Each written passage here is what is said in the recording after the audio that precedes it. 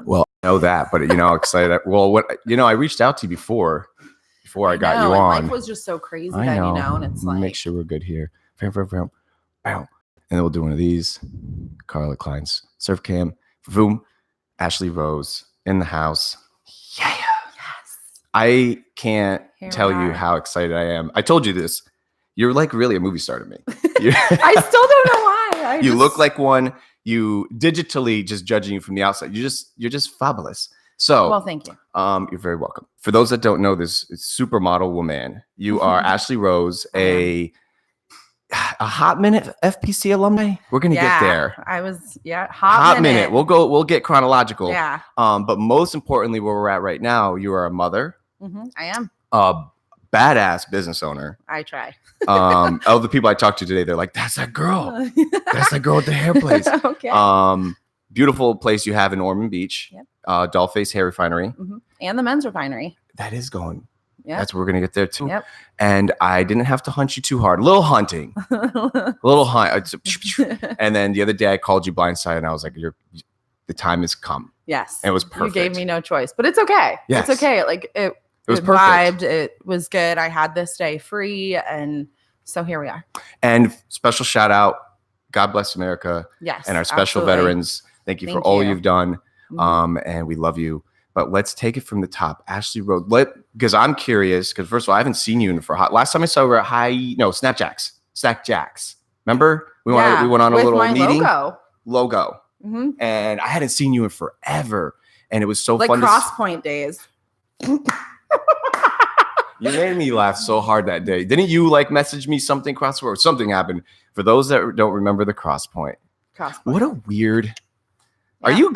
Let's just talk Crosspoint for a minute. Do you think it was good that we did it so we knew what to stay away from as we got older? Yes. Me too. Yes. I knew immediately what to stay away from. I was like, this is not my vibe. It's very. This is not my tribe. For those that have no idea what we're talking about, Yeah. There was this funky church group. It was funky. Which, do you remember? Hit me. The Crosspoint Fall Festival with the hayride, and I don't even actually know where it was. I just remember there was a hayride, and Stephen Hobbs was with us, and there was food. It was just a very strange event in these weird homemade games. Where were we? In Benella or something? Or was it had to be? I'm not sure. Could have been a parking lot. You know what? Looking back, you're right. It could have been probably someone's It could have been Indian Trails parking lot with hay. Could have been somebody's. You want to know something property. on it? We're just going to jump all over with it. Stephen Hobbs, nothing. Won't talk to me. I'm calling you out. I don't know what I did. Yeah, hurts. Literally, if you go to my timestamp on Facebook, 2011, hey man, sent a Gorilla song. Remember Gorillaz, that album that came out? That was our Draymond, Gorillaz, Crosspoint. Happy, feeling good. No response. So it's over. We broke up. But I love you still. Stephen. And so many memories. But Stephen Hobbs was my Yeah, you guys were literally attached at the hip. Who is your Man, I'm a funny human. I think that I feel like friendship is so fluid and souls are connected and then they're not. And then sometimes they come back around. And, I was friends with somebody named Alicia Ba for a very long time. Mm-hmm. And also Jessica Hudson. Doesn't start a bell. Alicia Ba does. Yeah. Wow, I remember Alicia Ba. And it just, I was only at FPC for that 1 year. And obviously the Terra Nova boys, Mikey Terra Nova, the Matt Sousa, you know. And I was involved for a very short time. And then I went to boarding school. How does Ashley Rose get up in the mix? Because you came in hot. Are you the same grade as me? I was 02. No, I was a year behind you. So you're 2 years behind you, actually. Wow, so you're 04. Yeah. So you come in when I'm a sophomore? Or no, it has to be a junior. You were a junior, but I went to Indian Trails for 8th grade. So I was already out. Yeah, I was with Brian Revac. Oh my God, that guy. I love that. I had the biggest crush on him when I was a kid. All those girls love that Revac. He's a sexy man. He still got it. He does. I haven't seen him in forever. We can arrange that. He's in the hood, G. I know. I heard he messaged me and was like, "I need a haircut." I was like, "Bro, I got a place." He's a great guy. I don't know if he wants to cross county lines, but he's Southside. Yeah. It's not too All far right. from me. Southside Um, Flagler. Come on So now down. you to come in. Where Ormond. did you come from? New York. Yeah. Okay. So I'm Were one of you an those New York Army brat? transplants. Was that- no? no. No, I'm just a brat, actually. Just I'm the kidding. last I'm not. part. I'm not. So you come. You're in 8th grade, and why did you come here? My parents did a lot of real estate investing, and Palm Coast at that time was not fully developed, not even close. ITT. And so my parents bought the property that was at the corner of Clubhouse Drive and Palm Harbor Parkway, Okay. which now has condos on it. Yes. And my parents sold that to the developers who built the condos. Wow. But they also bought a house that was on Clubhouse Drive. So I think my stepdad wanted to just sit on that property, and he saw what was happening in Palm Coast and was like, we're just going to invest here, you know? And so that's what they did. And I mean, I kind of loved it. It still had that small town vibe. Right. It was beachy. Mark Russell lived down the canal from me. I could see his house. He had this like pedal boat, you know, him and Alex Morris could like hang out. It was, we had good times, That C-section crew was that. Now it's funny looking back on it as we're adulting. It's like, damn, you guys had the couple bucks, right? The toys, you had the boats, the we had C-section jet house, skis. Jet C. We So were always on the Matuzak jet was in your skis. hood. Mhm. The C-section crew's all lit. You had the Rabies, you got Matuzak, you got Van Dusen. Yeah, we had a blast out there. Mike Faria. Yeah, we was in that hood. had lots of fun. So now, did you have Man. brothers and sisters too? I don't remember. I have a sister, but she never went to FPC. Okay. I actually have this super weird family dynamic Okay. where I have 4 parents and there's 7 kids total. I got you. 2 of them are way older. 3 of them are way younger. I have 1 fully biological sister who lived also back and forth between New York. So she never went to FPC. She never got involved with like the Palm Coast crew. So it was pretty much just me for a couple years. Well, yeah, it was just me. But when did you bounce then? Because you had said you were like So 8th grade, 9th grade FPC, Yeah. and then you vamos. Yeah. So I mean, I loved FPC. I loved everybody that I met there. I loved it. But my parents were also, they had a very strange business where they built these structural foundations for power lines. So they were Interesting. very involved in steel. Wow. I only understand this now. To be honest, when I was in 9th grade, I was like, I don't know what the hell they do. I don't get They it. build Terminators. I'm like, they just kind of do stuff. I know it has to do with power lines. I don't get it. right. But funny that my sophomore year, they were just busy. That's all. You just And- remember them always being busy. And they had all these trips planned and extended jobs that were not in Florida. Okay. So I think at that time, they were like, what are we going to do? I did not want to go back to New York. I am not somebody who's built for cold weather. It actually makes me a very unkind human. You and me both, sister. It's like snow hits the ground and I'm a C word for like 9 months, you know, I'm love just it. like, I'm out. So I did some research and I found Montverde Academy, which is actually a boarding school. Wow. Are boarding schools like bad? Is that I feel had like a boarding school- blast. yeah, it was a good thing? I had the time of my life. We had an Orange Grove that Where was this? It's just on the other side of Claremont. So it's not far. Sounds like forever away. It's- Is that Orlando? Yeah. I'm so bad with you. Yeah. Okay. Yeah. Mount Claremont. Dora kind of Uh, area. Okay. But you're there alone? There's hills. There's hills. They leave you and you stay alone? Yeah, they dropped me off and they were like, cool. So you're like a 9th grader, 10th grader? I was a sophomore. Yeah, I was 10th grade. I was And you have like your 15. own room and everything? I had a roommate who was from Korea. Wow. So that was neat. But everybody's there wants to be there. You're not like being held in a school jail. Yeah, I was not in jail. I mean, we had horses. We had Wow. the Orange Groves. We built our own like paintball field in. Okay. We took they were demolishing one of the dorms, so we took a lot of the doors and windows, and the dean was like, I don't care what you guys do. Like, And this is school. yeah, this was But school. you're on all day. all day, every day. You live We there. didn't leave. Yeah. So Ashley's growing up fast now, I would imagine. Yeah.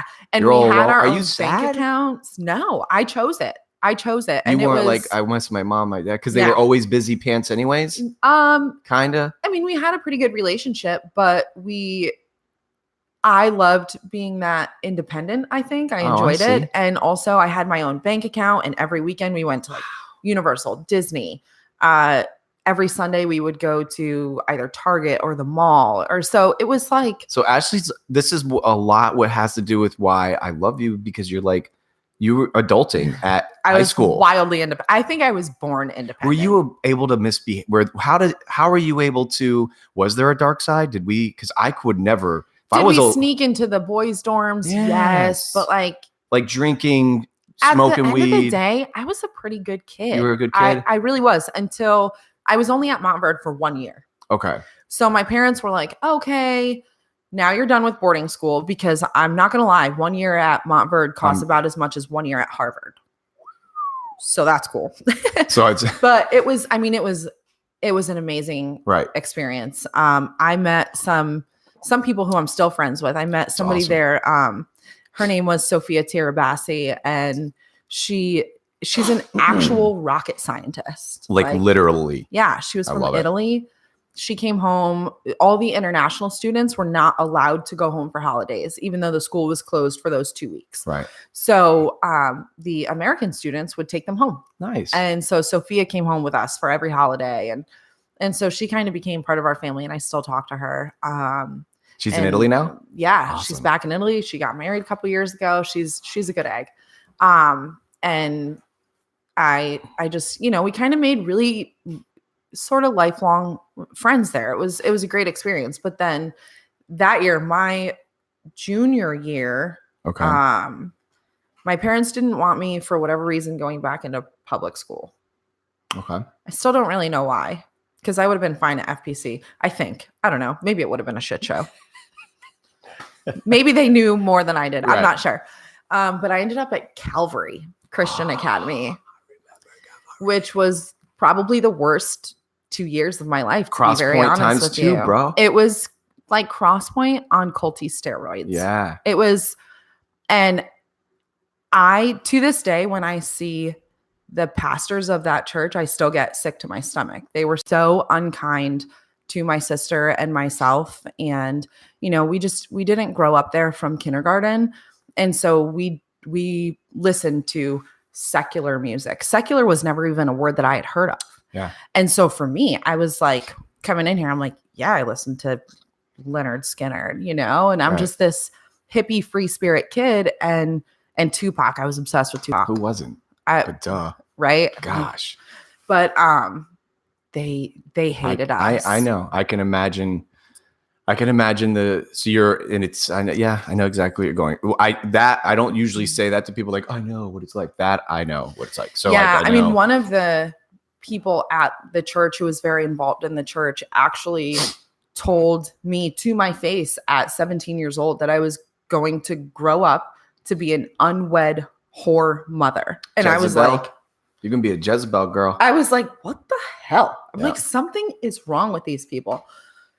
But I learned so much Yes. from that experience. And I learned that, some of the strangest people in the world think that they are walking into heaven for all eternity. And I'm just kind of like, that's cool, but like, don't treat me like shit, Mhm. And I see them now. I'm covered in tattoos. I have piercings in my face, and they're Right. still afraid of me.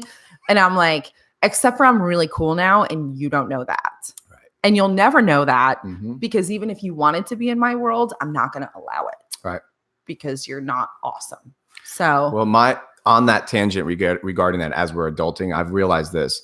There is a huge genre of folk that I'm starting to be able to put into a category that didn't get picked on the team in life growing up. And I was one of those. I didn't get picked. yeah. Oh, But neither did I. you have a decision to make as you grow older, that are you going to just make up your own, or do you? So I feel like when you don't get picked on a team the majority of your life, and then you make this team in your own rules and your own laws. Yeah.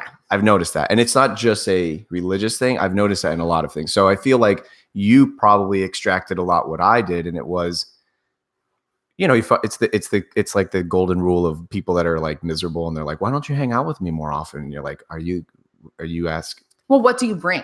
Well, What not do you only bring that, to but my like, are you the life? kind of person that you want to hang out with? So like same, they kind of share those qualities, but I can imagine where you're at. So you did 2 years there. I did. Wowzer bears. My sister actually got expelled from that school for planning a birthday party. Yeah, you go to hell for that. Duh. It was a very, So very strange experience. Is this?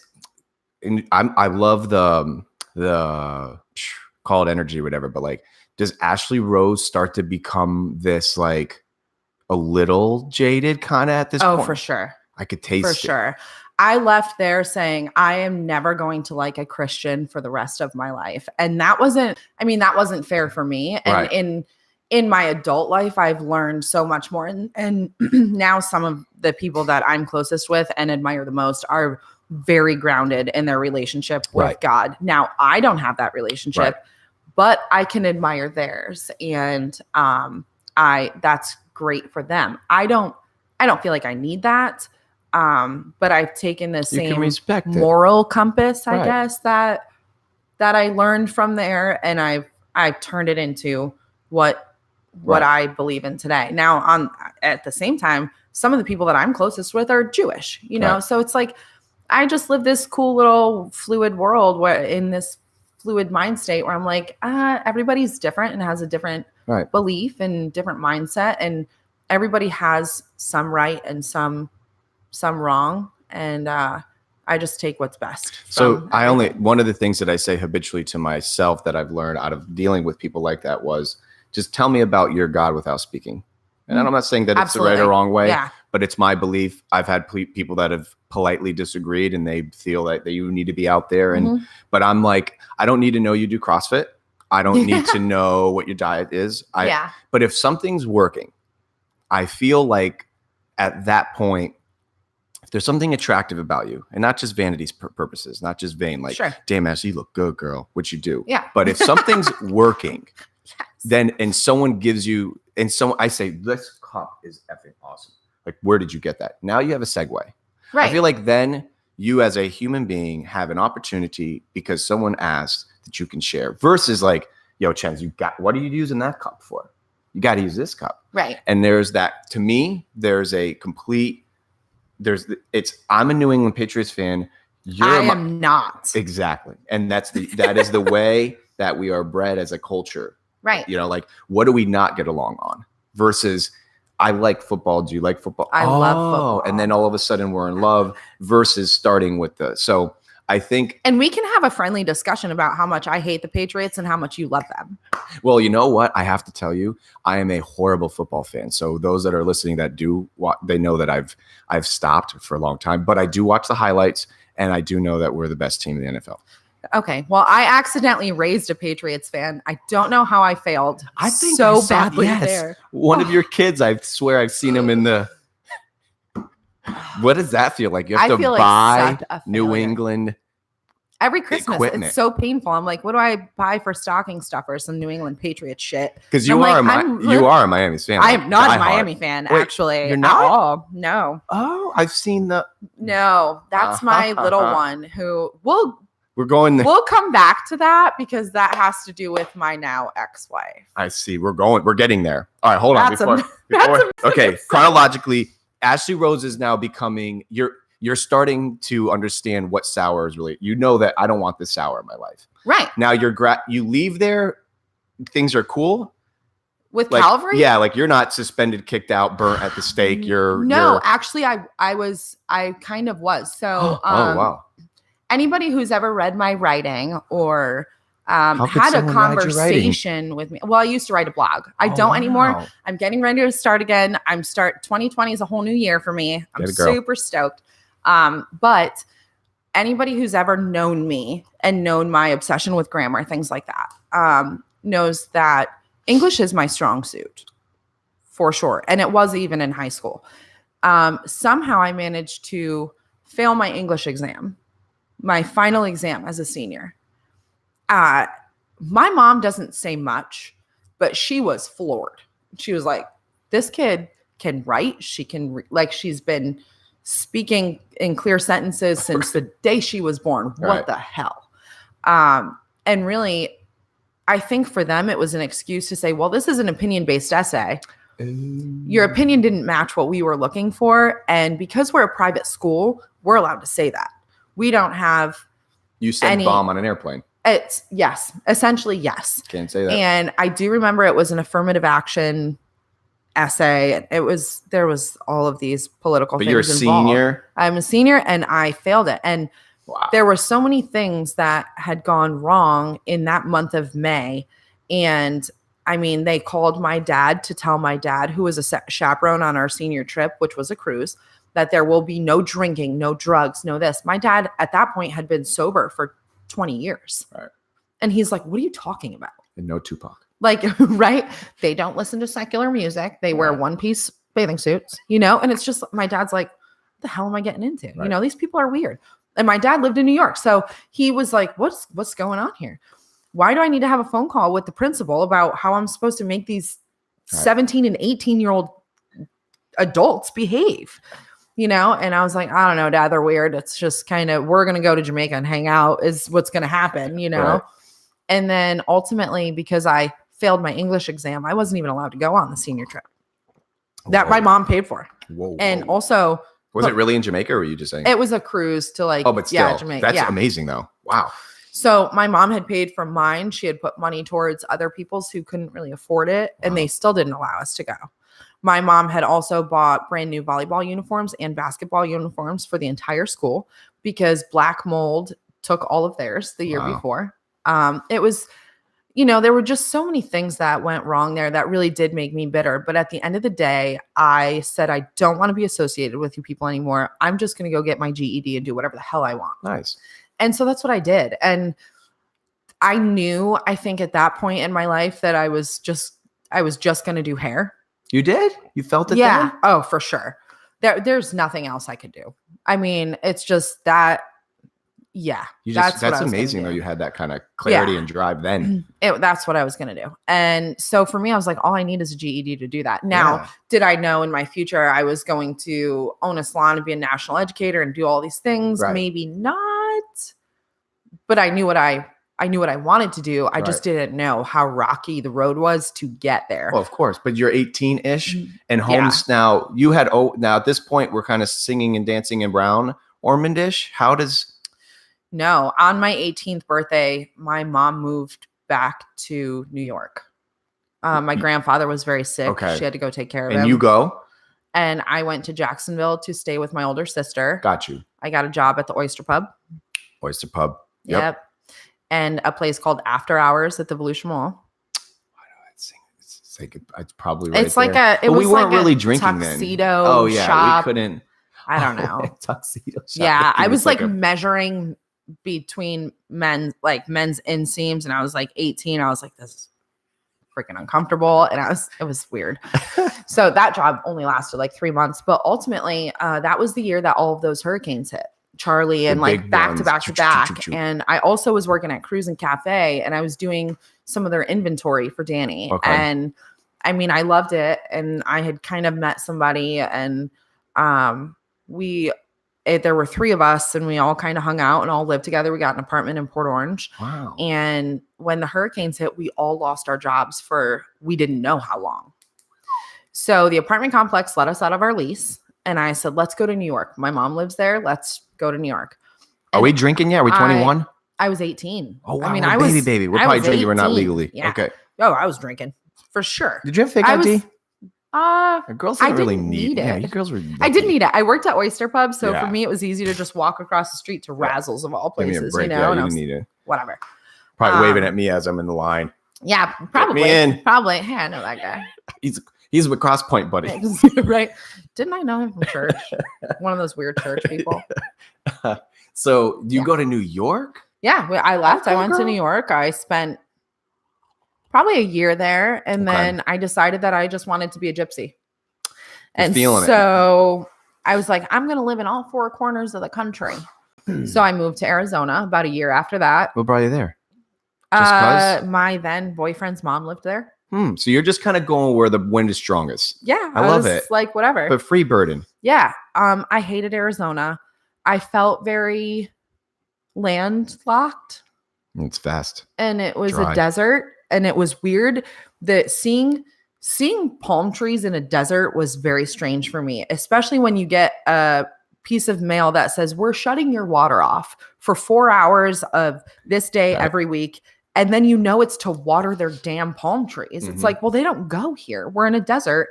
Palm trees are tropical. Why are you shutting my water off to water your palm trees? And I was like, I got to get out of here. So I moved to Seattle. Wow. Now, was that because of a significant at this point too?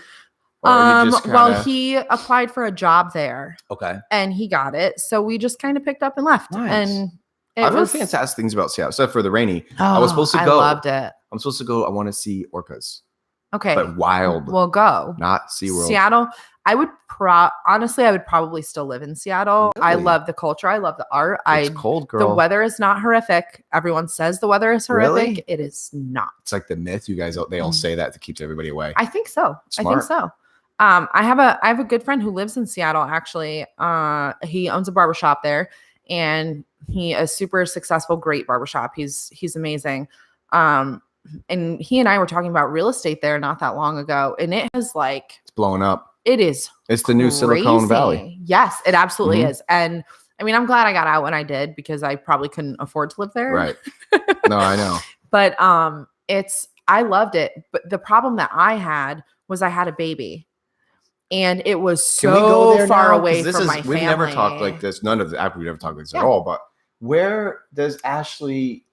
You have 3 or 4 kids? 2. Why do I always think you have 4? Even Camille today, I'm because you got 18 kids in your photos. Every time I see you, there's a million. I know. Kids. Because my kids have friends, and then it looks like you have 18. I know. So, it's I only have 2. You got all these kids. No, so you have 2. Yes. So you have your first boy when you're 20-ish. Yeah, I was 20 in Seattle with Seattle man. Yeah.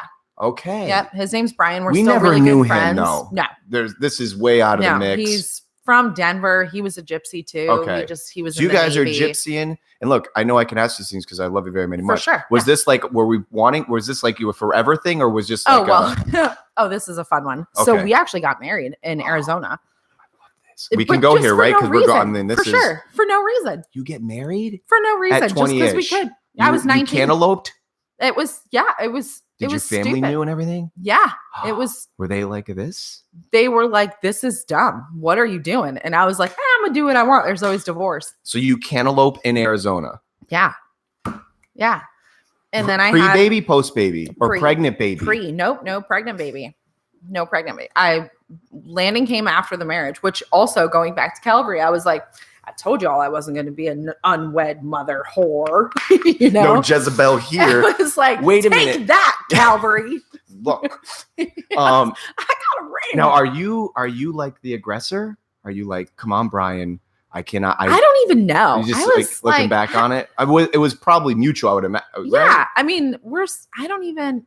Were you guys literally living out of a van or something, or just nomadic? No. We when we first moved to Arizona, we lived with his mom for a month, and then just got an apartment. And I worked. I coached volleyball at a private school. Okay. I worked in a daycare every morning, which was where I learned that I don't actually like kids that much. And I worked at a modeling agency. And I did hair and makeup there. So I ran the hair and makeup department for the modeling agency. So you're at 19. You're tasting your flavor though. I worked 7 days a week for a year straight. You've always been like this. Yes, always. Workhorse. Sure. Yeah. My mom taught me that. Yeah, well, it's a good quality. My mom taught me that, I think, because she had me very young.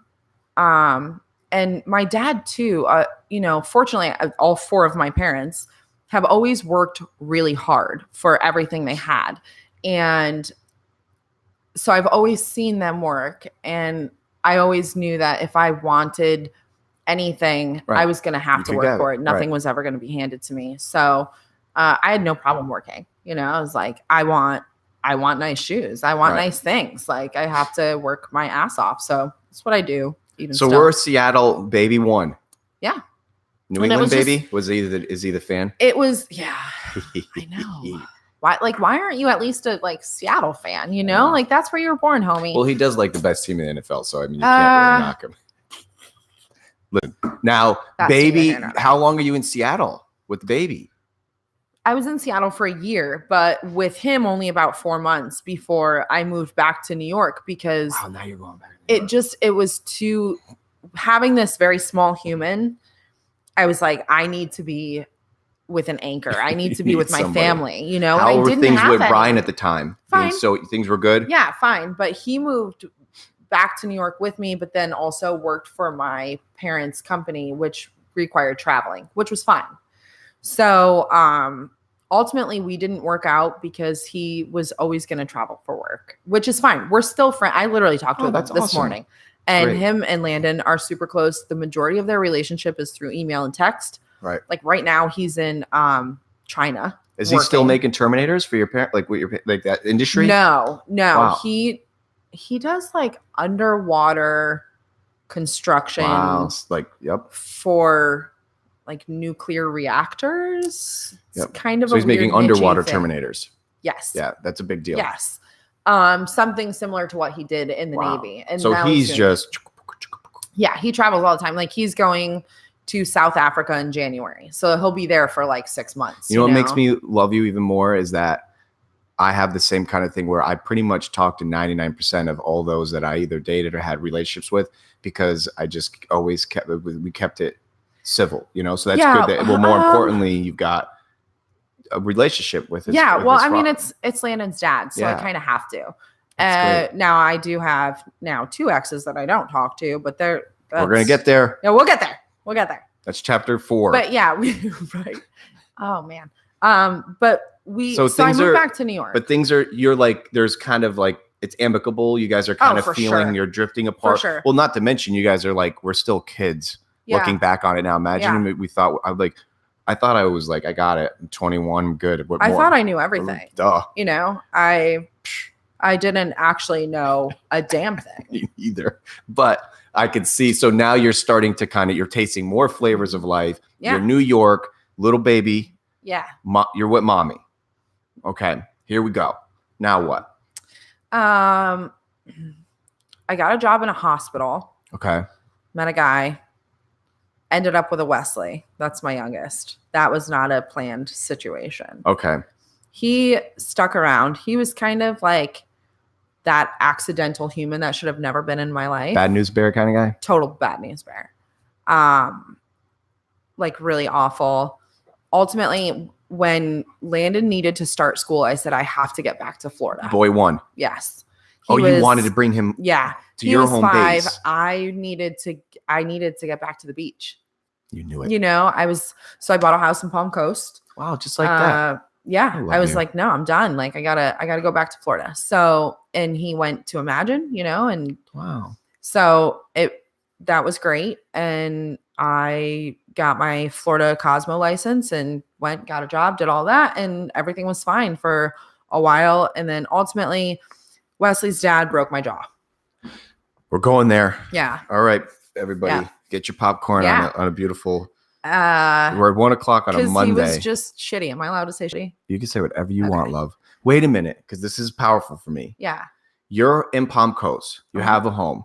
We don't know Landon, right? He's not like you're not your son. Right. We don't know Bad News Bear from any No, connection. no. But is he here? Yes. So he's here. Yeah. But things are already fritzy.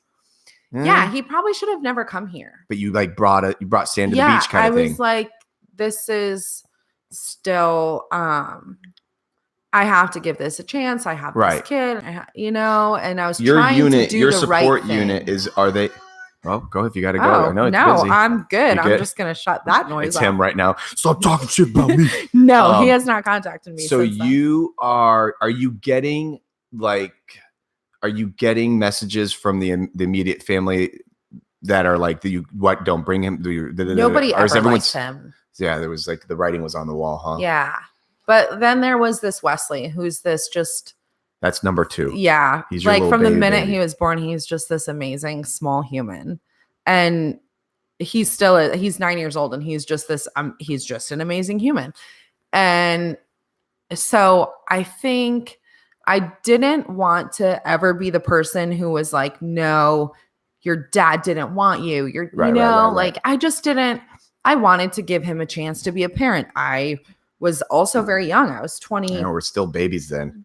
But you're 3. hard. You're going hard in the paint adulting though.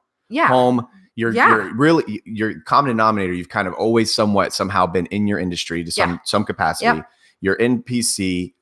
Boy one is at Imagine, which is still existent now. So now we're like we're getting really up to date here now. I mean, he literally broke your jaw?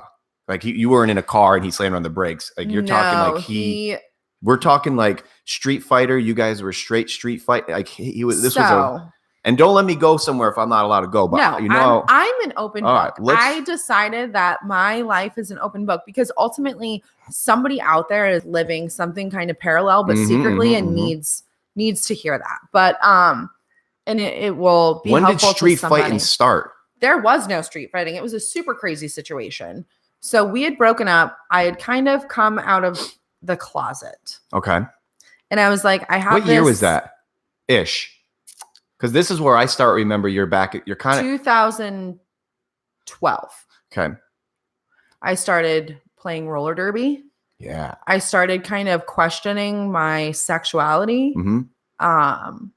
I didn't really know what was going on. I knew that relationship wasn't working. I knew that he drank too much for my liking. Like more than. And I drink a lot. Right. I knew that the person that he turned into when he drank was not somebody that I wanted my kids around. He's a grumpy drunk. Ooh, grumpy. Okay. So I was like, this kind of sucks.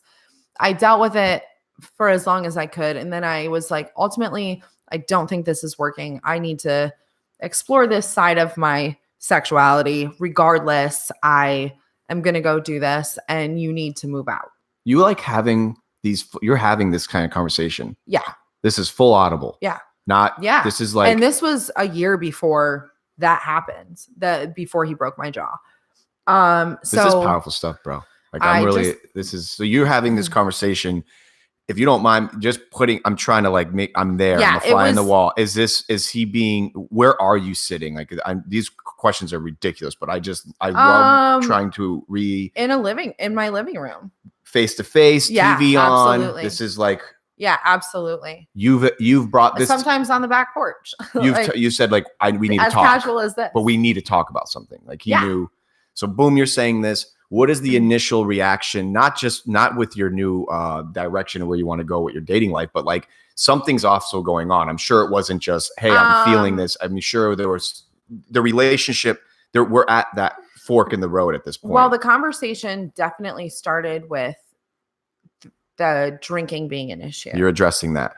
So that was an issue for me. And also, hey, I feel like I'm going through a lot of transitions in my life generally, like with my career, with my just everything, you know? And then also this whole sexuality thing I was questioning. And so everything kind of hit at once within like a 3-month period. And it was right around, I'm going to say Christmas of 2012. Okay. And so that was a solid year of time. It's a big metamorphosis period in your life. Yeah. Yeah. And then the following summer, my kids were gone and they went to New York with my mom. Okay. And so I had no kids all summer. So Ashley's really getting a moment to be with Ashley. Yeah. I had left the salon that I was at. Okay. I was renting a booth. I was already kind of in the process of building Dollface. All right. And so I was doing a lot of that. I was playing roller derby, between 3 and 5 days a week. I was going to the gym all the time. And then I met a girl that I was kind of interested in, but I didn't really know how to be. And that was very upsetting for him. And I had told him that summer, like, before the kids come home, you need to move out because I don't want it to be confusing for them. And we're definitely not in a relationship anymore. So you wanted them to come home and there'd be this like new fresh start for them. Yeah. Which was nice, smart kind of, right? Yeah. And now he's reluctant. Oh, super reluctant. He's shaking fists. Because he came home when I told him you need to move into the spare room. And he was not. And so I moved all of his stuff into the spare room. And I was like, you have to stay on this side of the house. Like, this is weird for me, And I was going camping with my friends and I was all over the place doing whatever I wanted, because I could. I was It's your summer single too. And I was living a whole We're new life. still kind of, this is, I was 27. yeah. It's funny looking back, like still how much have we learned from 27 to 35 Oh my God. right? So we're talking 10 years ago, still kind of a little baby, a little bit, not much. Yeah. I mean, you had an edge on most, but so you're trying to get your space and he's being very non-receptive. Right. Okay. Like showing up to places I was Oh boy. like I was actually with Nick Kimball one night Yeah. back at Fuego one. Fuego. And he like showed up there and I was like, what is going on? Like, how do you know where Dude I said am? he It's just so wants weird. to make it like, Yeah. hey, And then like I'm I here. left. Yeah. Yeah. It was weird. I was like, but that's not my person. I'm sorry he's making a scene. So he finally did find a place to live and was kind of slowly moving in there. okay. And I had already bought a house in Ormond. So I was slowly Wow. moving out. And I had sold my house in 2.0. Palm Coast. Good for you. It wasn't closed yet. And on September, now this is 2014. I was supposed to open October 4th of 2014 at New Dollface in Ormond Okay. and close the following week on house in Ormond. Okay. And then close October 1. Nope. I was going to do the inspection on October 1 at house in Palm Coast and close like the end of October. We're getting to street fighting. Yeah. Oh boy. So the last day of September, he had come over very, very drunk. What kind and- of drunk was he? Liquor drunk? Like a Jack Well, Daniels? Jack Daniels always. How'd I? Yeah. That's crazy. Yeah. Ugh. Jack. He's just a Jack. Jack man. Sometimes Maker's Mark, but most of the time Jack. But that was Jack. So he comes over nighttime, Yeah.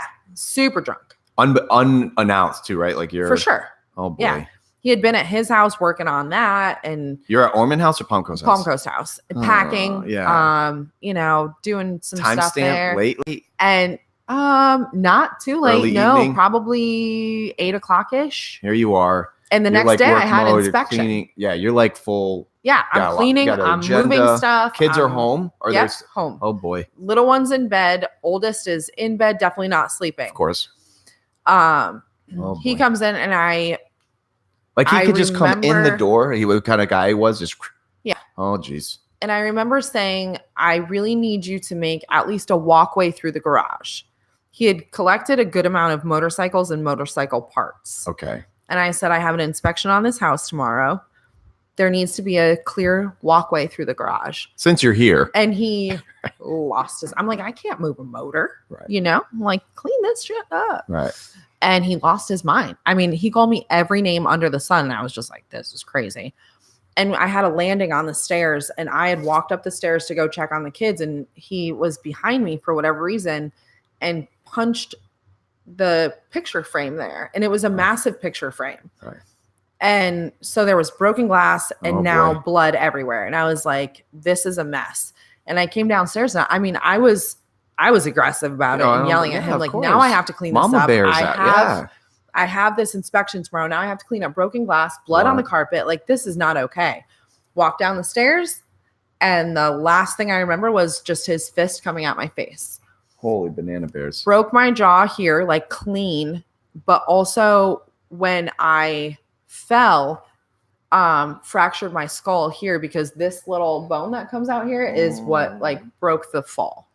So I don't really know how long I was out for. I have no idea. Right. But I remember waking up and saying something about my jaw is not like connected anymore. And so I remember calling my sister and saying, I'm going to need you to come get the kids. Something isn't right. And she's like, what's happening? I said, I don't really know. And I called 911. I locked my kids in one room. And then Is he there still? uh-huh, Oh god.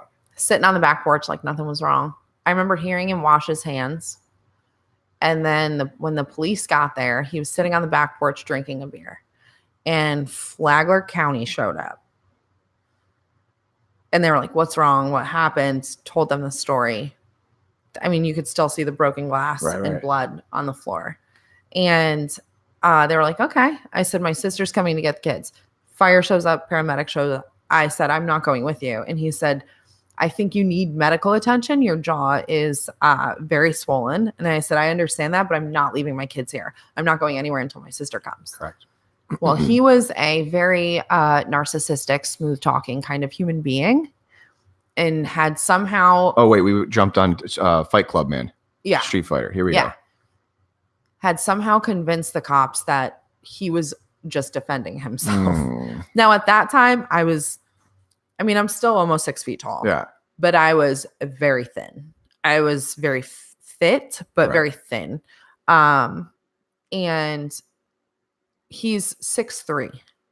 And like his shoulders start where mine end. He's not a small human being. He would never need to defend himself. Right. But for whatever reason, after my sister took the kids, Flagler County arrested me. Oh, come on, dude. Really? See, I didn't know any of this. But here's where things get. Holy bananas.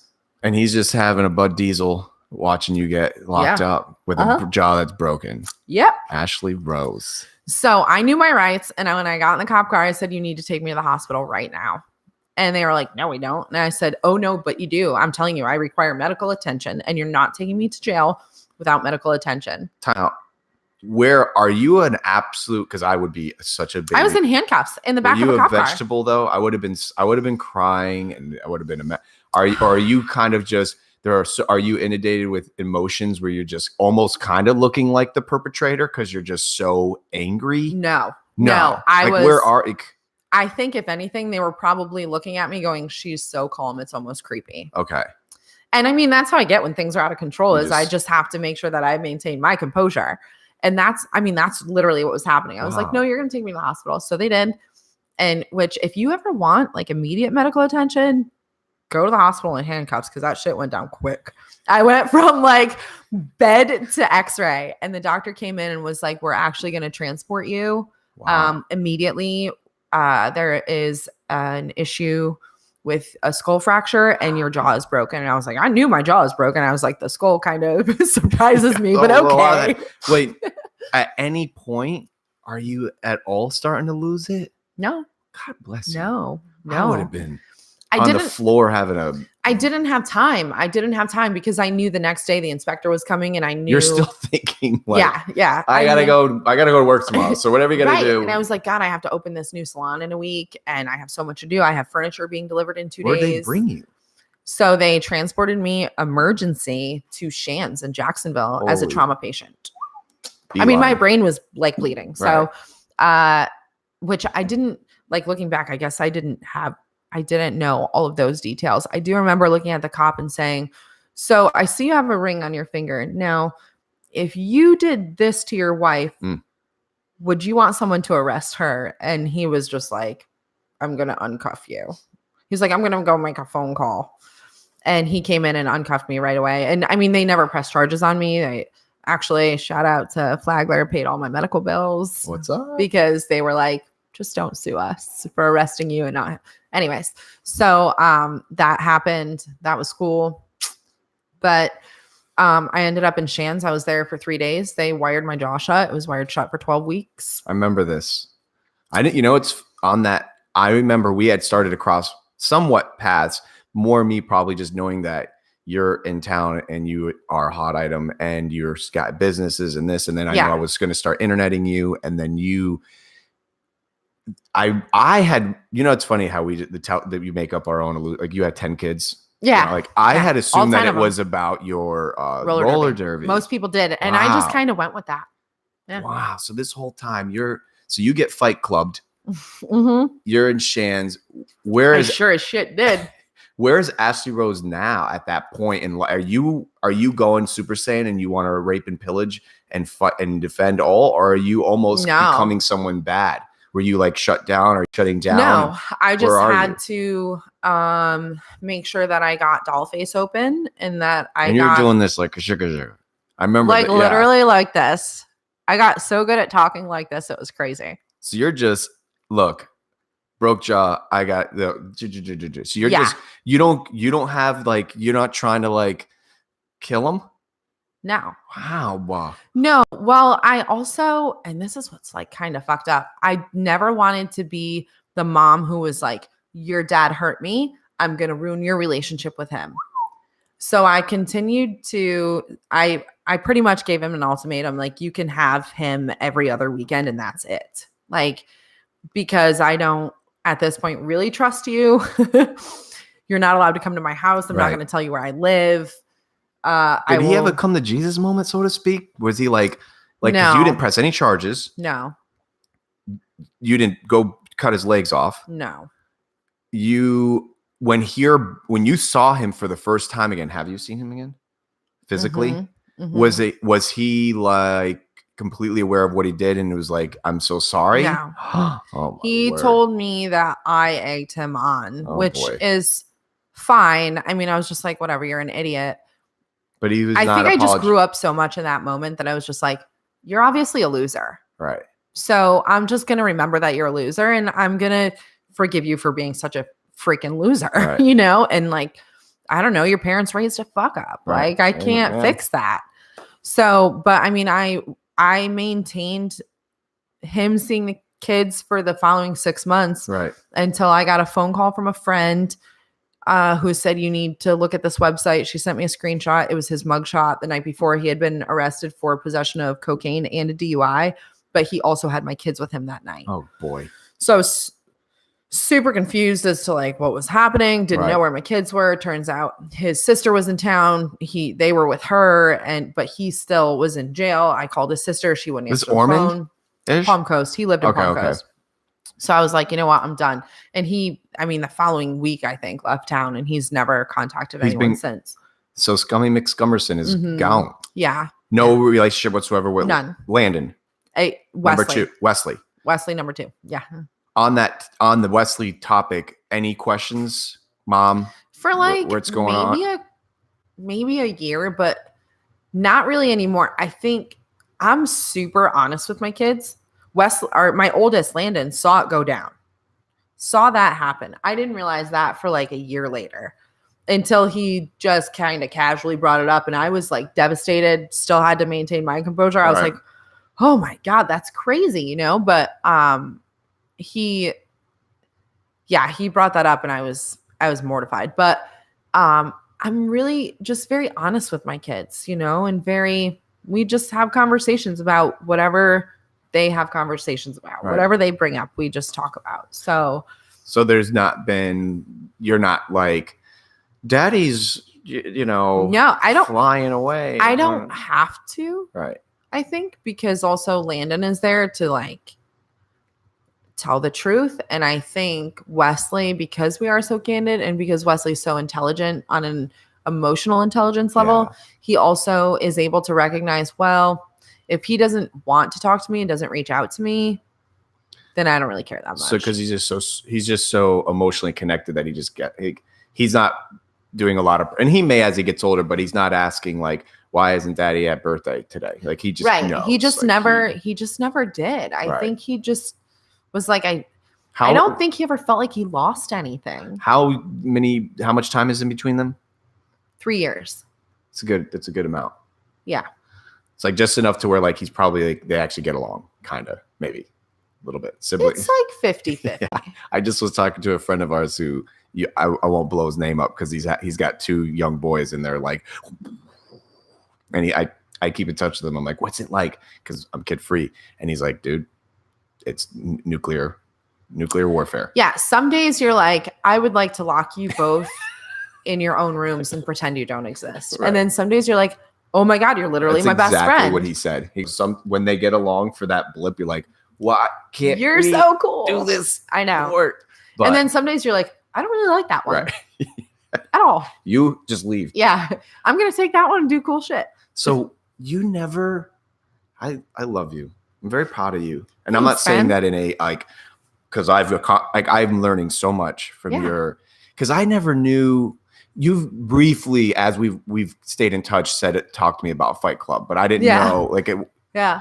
I don't think a lot of people know that. Wow. I think the people that I'm closest to know it. And I think occasionally I casually bring it up in conversation and people are like, what'd you just say? Yeah. You like throw it in. Yeah. And I'm Over it. like, yeah, it happened. It's fine. I'm over it. I always say it made me a better person. It didn't make me a better person. It made me a smarter person, Uh-huh. sort That's of. powerful. I still went through a lot of shit in the relationship that followed that. We're getting, And I still put up with way more than I ever should have. Okay. And I still didn't recognize the signs that I should have and made so many excuses because I felt safe. And now that relationship, I think at the end of the day, the combination of those two things in the past 10 to 12 years of my life, I'm at a point now where I'm like, I know who I am. I know what I want. I know what I will not put up with. And I know who I'm going to be and what I want my kids to see and the parent that I'm going to be, you know? So correct me if I'm wrong, but I take you as a person too, which I've learned the hard way. When you have a tsunami going on in your life. Oh, I always do. I know. I was telling somebody that the other day. I was like, isn't it funny that we as humans, when we see a car accident, the world, like everybody becomes a rubbernecker and everybody becomes so empathetic and sympathetic. They're like, oh, they want to be the first responder. They stop. Of course, not everybody. I'm sure there's a lot of people that are like, I'm not getting sued. Well, that's the narcissist in all of us. Correct. But isn't it ironic that we do it when there's actually something that if catastrophic, but figuratively speaking, every day there's like a car accident in your brain of some kind of capacity. Yeah. 10 clients canceled or rescheduled, or your main water line broke at Dollface. Like there's always something going on. But correct me if I'm wrong. I take you as a person that for your immediate, not only your friends and family, but most importantly, your bloodline to your financials and your revenues, you don't probably share that most of the time, right? Like you're not, for instance, I learned this when I had evacuated for the flood. I didn't tell my clients that were not here immediately, like, I'm going to need another day, or hi, I'm Chenzo and I'm living in a closet for 9 months without any internet. So I'm not right now, I'm talking to you. I never did that. I didn't look for any kind of, is that kind of how you were through these situations? Because I don't remember you, not that I had that much immediate exposure with you, but you weren't obviously wearing a t-shirt like, let's rape and kill this man. Right. You were kind of keeping it to your business as usual. Or did you have somebody that you were? No, I really didn't. My sister lived in Jacksonville. I mean, I had my friends. I think I've spent so much of my life so fearful of being viewed as a failure. Really? That I felt like that was a failure. Powerful. And I feel like going through a divorce now is a failure. Okay. And not opening my new salon, we'll get to that. I feel like that's a failure, but I'm starting to embrace those failures as, there's growth comes from a different kind of growth comes from them. And it's just as good. The whole bloom where you're planted thing. Yeah. It's, we are where we are for a reason, and you can grow from there just as much. You don't have to keep changing things to grow. Right. Yes, I love you. You know why I love this so much is that here I am. There could have been a lot of ways if I was listening to this and I didn't know why one would be so stoic and reluctant to share in good or bad. You're not even taking credit for it. You're just saying maybe you just weren't doing it and talking about so much because you were even that much more vulnerable with hey, I didn't want to talk about because I felt like it was still my fault. Thing. Yeah. Oh, more than just Street Fighter. All the variables of let's say you got a little bit less on the house than you were supposed to, and you didn't want it. You just kind of kept it to yourself so you don't have to. Yeah, everything. I think too, and when you do live in any kind of domestic violence or domestic abuse or even emotional abuse, I think daily you live feeling like a failure. And it's stupid things like, shit, I ordered dinner tonight instead of made it. That becomes a failure. And it's just everything every single day, you almost learn to pick what failures you did that day, and you're like, okay, those are my failures. You expect you start to actually brand yourself with this ludicrousy. And you're just like, I'm a loser. Wow. Yeah. And it's daily. And then it's weird because you want your closest people to tell you all of the good things about you. Right. And you want strangers to see something completely different that's not reality, Right. And you keep telling yourself I want them to say these things, but I will never see them, I will never believe them. I Right. just want to hear them. It's a very strange thing. Well, as human beings, we're very strange to that capacity. And then I think the word entrepreneur and hustle and all that has absolutely lost its validity. But Courtesy of multi-level marketing. correct. MLM baby. There's a new thing Yeah. now, by the way. There's a funny meme going around, and it's called something funny now. But anyways, I think us as people that are not getting a W-2, well, if you are, you know what I mean. If you're getting your own W-2, but the point is, if you're not getting your own, if you're not working If for you don't the work man, for someone else. Yeah. it's tough because you do deal with there's a fine line, I feel, with like the healthy, like it's okay to feel like I could have did a little bit better today. Like I had a really great guy said and taught me, you're only as good as your last 24. And I think that applies to everything, not just like, work, or it's just really cool. Cause like you can go have a great 24 today. And then the next day I go street fight. It's part of your DNA now. So I had a great 24 that day, I'm sure. Right. Up until that moment. Boom. And it's just moment to moment changes. You know what somebody said to me the other day that blew my damn mind? Hit me. He had gone into a salon. He's a rep for the scissor company that I work for. He had gone into a salon and he told them on his way out, everybody have a great day. And somebody turned to him and said, I hope you have the day you deserve. What the hell?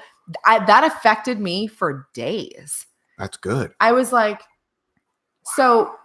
But that's like loaded. Yeah. It's Oofa. like, well, what kind of day do you deserve? Were you a shitty human today? So do you deserve a shitty day? Or were you a shitty human? So you deserve to have a good day to turn your attitude around. Like there's so many things. And I was like, what? Mind F. It blew my mind. It's like a customer in there, like a lot of activity, and someone just blurted it out on the way. Yeah. I hope you have the day that you deserve. It's like, ouch. Stealing that. Yeah. That's what I said. I was like, Red, I'm gonna copywritten. I'm gonna sorry, own that. whoever you. I hope you have the day you deserve. But it's also, I hope that you have the day that you deserve. It can be used. Right. Like, are you the best human ever? I hope you have the day you deserve. Kicking cats. It's like you might be getting kicked soon. That's all on you. You know what I mean? So you're handing Have them you back. implemented it yet? Have you said it? Has it? I did, but I wasn't nice about it. And did you used it like that day? At, it made Lucky's me feel better about myself, like, but for sure not the person that I said it to. Well, what are you gonna do? Yeah. Well, sometimes I'm an asshole. Yeah. Well, you got to be you. Like you said, I like what you said before.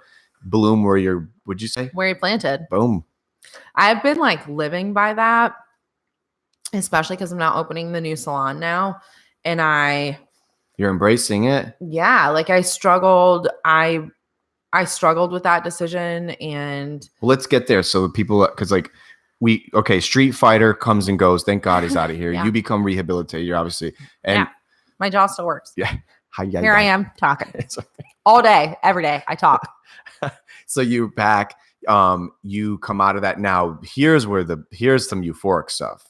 Like Dollface is, and once again, I know by saying it's amazing, I know the horrors that you're dealing with. I know Water Main broke that. I'm not saying it's so amazing, but God, I love that. I just love that the brand, the place. I mean, you are. Yeah. Staffing in the first year was a nightmare. And the people that I talked to today, like I said, they're you, whether you want to embrace it or not, woman, you as a super, you're just, well, first of all, you're a supermodel, but you really are, you put yourself in the limelight and it's vulnerable. And trust me, I guarantee you got your hate club too, which I do. Guaranteed. Because you bitches are mean to each other.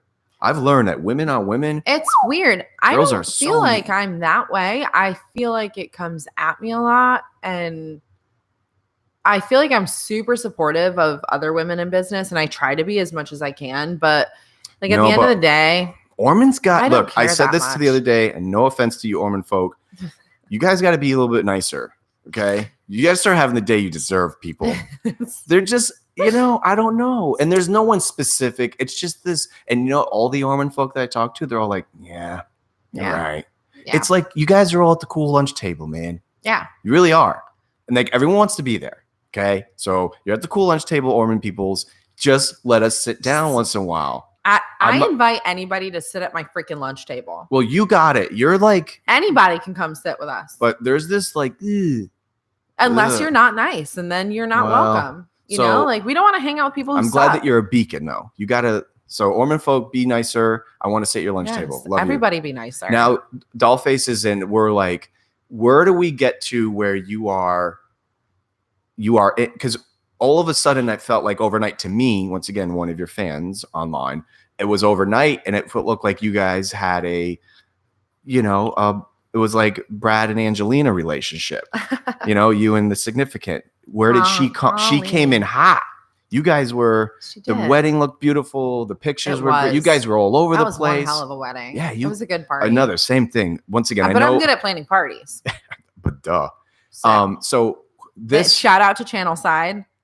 That was Oh. one hell of a party.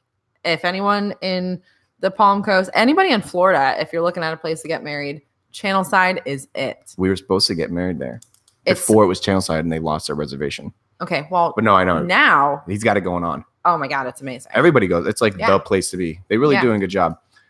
We had food trucks. Where does she come from? Can we go? Are we going there now? Here we go. Time stamping. This was like 2 years ago, 3 years ago. 5. 5. Everything's 5. 5. I know, 5 years ago. I'm just like, 5 years ago. Trust what me, did I I play- do? These soccer guys, when I hear them talking amongst themselves, they're like, dude, that guy's so, not me, but they're like, this guy over here sold. He's like 30.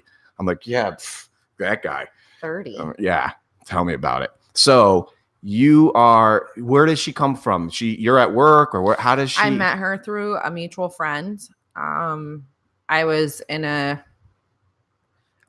single. I don't know. It was just one of those relationships on fire, Yeah. you know, and it would just, You could see it.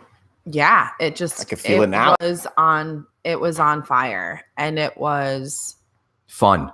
so much fun. I could see that. And it was great. And also I was going this way in my career, Yes, you and were. everything was kind of growing together. And I think she's a first responder. And at that point in time, my jaw had just been broken, and there were all of these Mhm. things. And then right after I met her, my jaw had to be rewired shut. Oh boy. And then my head injury caused some issues in the following year as well. And so I needed care. I needed like medical care. And she's And I think there. her being an RN and her being a paramedic. There's a thing called the Florence Nightingale effect. You Mhm. got it. Bam. Caregiver come lover. Yeah.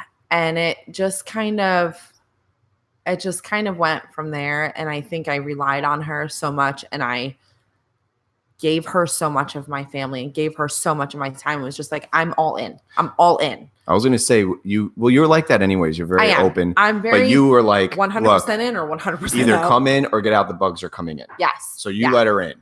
And it I was like a did. tidal wave of, and once again, digitally speaking, I was watching you because I love you very Yeah. very much. And I'm like, wow, this was like, you guys were, once again, Brad and Angelina kind of thing. Yeah. Back then. You can't even say that anymore. I don't think people even know that. Yeah. Brangelina. Really. It's like, The millennials Are they like, what are even you together talking anymore? about? But you guys were great. So chronologically, things are just organically happening as a relationship. Yeah. You guys are pursuing. and everything seemed really good. But I also think that there was a point where I was drinking more than I should have. we're playing.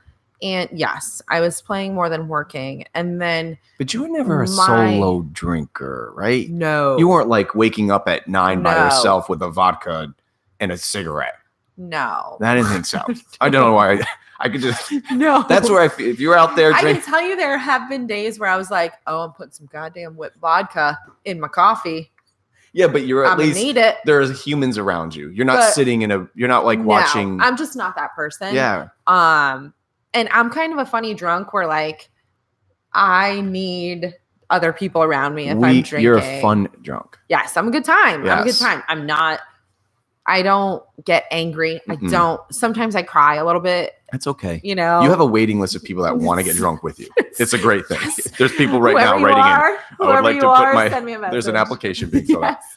Yes. We'll So go to you're- Hanky Panky. You're fun drunk. You're having fun, and I'm asking you these. Is she? Yeah. She's a grumpy drunkie. Wasn't always. Okay, But here we go. I mean it kind of got to that point. And I think that sometimes at the end of the day, my career went in a different direction. Okay. And you either grow together or you grow apart. And I took a job as a national educator, so I was traveling a lot. And I think, she has said things to me like, well, your friends change every year. My friends don't change every year. I have my core friends I've had for a very long time. However, back to life being fluid, when my life changes, sometimes there's not room for people who aren't helping me grow. I'm okay with having to say either goodbye or I need a break from you. Or no, thank you. Or just straight up, no thanks. Not going. Peace. Yeah, like goodbye. And I don't see a need in hanging on to people just to say I've had the same friends for 25 years.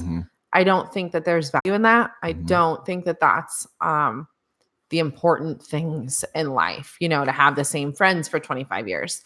If that happened in 25 years from now, if my best friend is still Billy, it's like, I hope it is. Right. And I actually foresee that because we're both at the same point in our life right now. But all of our lives have changed so much. I have 100%. Kids who are almost 13 and 9. Right. And at one point in time, a lot of my friends had no kids. And so as my kids get older and I need to do mom stuff and they're like, but I'm single. Right. I want to go do single person things. I'm like, okay, then we're not a good fit right now. Like, call me when you have a baby or something. You know what's important, though, to interject on this is that one thing I'm learning is it's not a narcissistic, egotistical, self-centered characteristic. People blame it superficially as like it's selfish because if you don't have any life units, why? That's one thing I try to make sure I literally listen when I say, how are you? If people did that and they said not good, don't expect them to come to the baby shower tonight. Well, nobody listens anymore. I know, it's weird. People speak without listening all the time. It's like, how are you? Yeah, I know. It's just like everybody's going through the motions. And I feel like what happened in that relationship was we were going through the motions, but it was like, I think, and this sucks to say out loud to however many people hear it, but I don't think realistic expectations were ever set in that relationship. Okay. And I don't think that needs were ever met on either end. And it was, I read the 5 love languages. I know what my love language is, and that was communicated at least on my end, and that was never met. And there were just so many things. And she always says, you're more concerned, you hide behind your chair. You're more concerned about social media and this, that. And I'm not concerned about social media because that's not where my life is. I'm pretty candid on social media, pretty frank about everything. I'm not living a fake life on social media. That's real shit. Well, also people on not a tangent, but not to interrupt you, that people also, I get that same ridicule where I may be tomorrow in Fajardo, Puerto Rico for 3 days because I saved up my shekels so I don't have anything fun. And then people are like, why don't you post that stuff? Like, you're not really what you say you are. I'm like, bro. Yeah. I have to make sure that if you want to be open, whatever, what's funny is like, it's what you have. Ultimately, it's yours. Isn't it funny? Yeah. How people start to. Yeah. Well, it's very weird. And you understand this too, as somebody who works for yourself. You have to be very careful about your content creation and when you post what and things like that. And also who your audience is. And I started a Facebook group that within a month had 8,000 members. Amazing. And it was people in my industry right. who don't like one single product. And it was a multi-level marketing product. And that launched a whole different version of my career. And it was important for me to maintain that because you know what? I firmly believe in that. And that is something that affects my career on a daily basis. It affects my clients. It affects the way that I do business, all of these things. Right. And I work for myself. So, and I work for my clients, essentially. I'm in the customer service industry, right? Well, if you are somebody who does shift work, no matter what that shift is, whether you are saving lives or whether you are a server at a restaurant, you go to work and you don't necessarily bring that home with you. Well, I still have to do my social media at home. I still have to be mom. I still have to be friend. I still have to be wife. I still had to do all of these things. And on top of that, I had to maintain everything that I had built, you know, my small empire.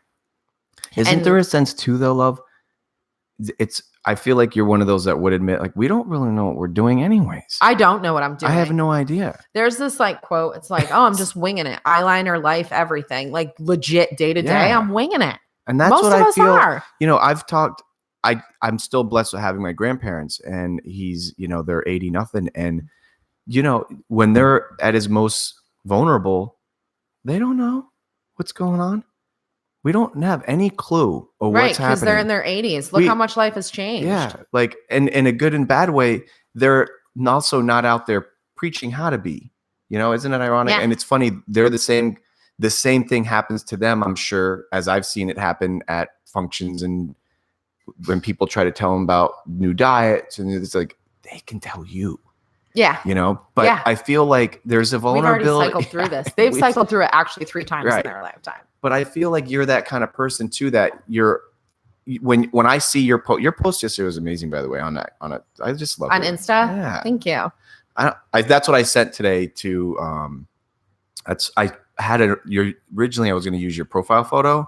I was like, oh, I liked that you're gorgeous, but I was like, and then boom, I was like, the post was amazing, and we're literally like living the post. We're even gonna get to more in depth about it. But we don't. For those that do get grumpy pants, we have no idea what we're doing.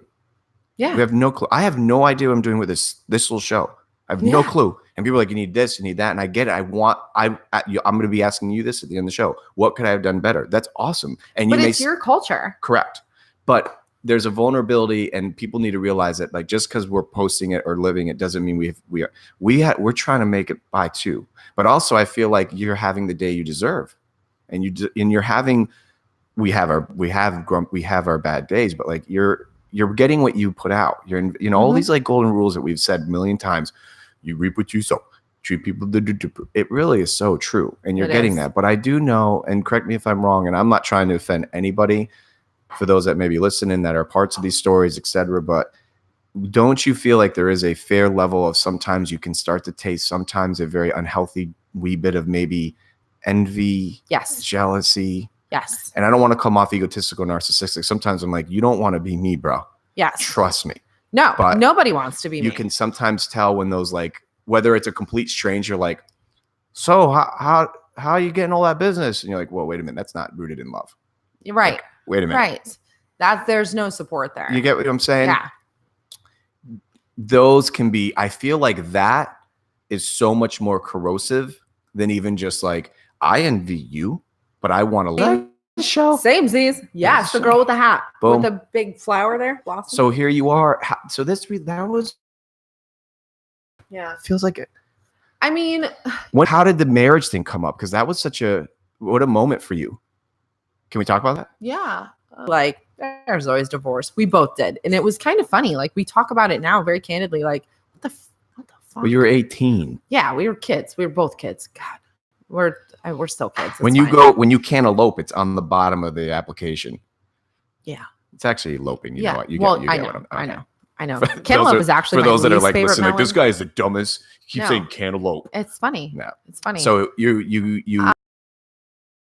that doesn't even count. In all due respect, no offense, but that doesn't even count. It didn't count. To me, if I were to if I had been courting you and you were like, I got married when I was 18, I was like, you didn't get married. Yeah. That wasn't a marriage. You like played house for. Yeah, we did. Yeah, that's what we did.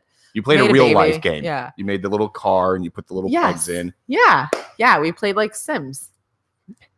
We played Sims. I love Sims.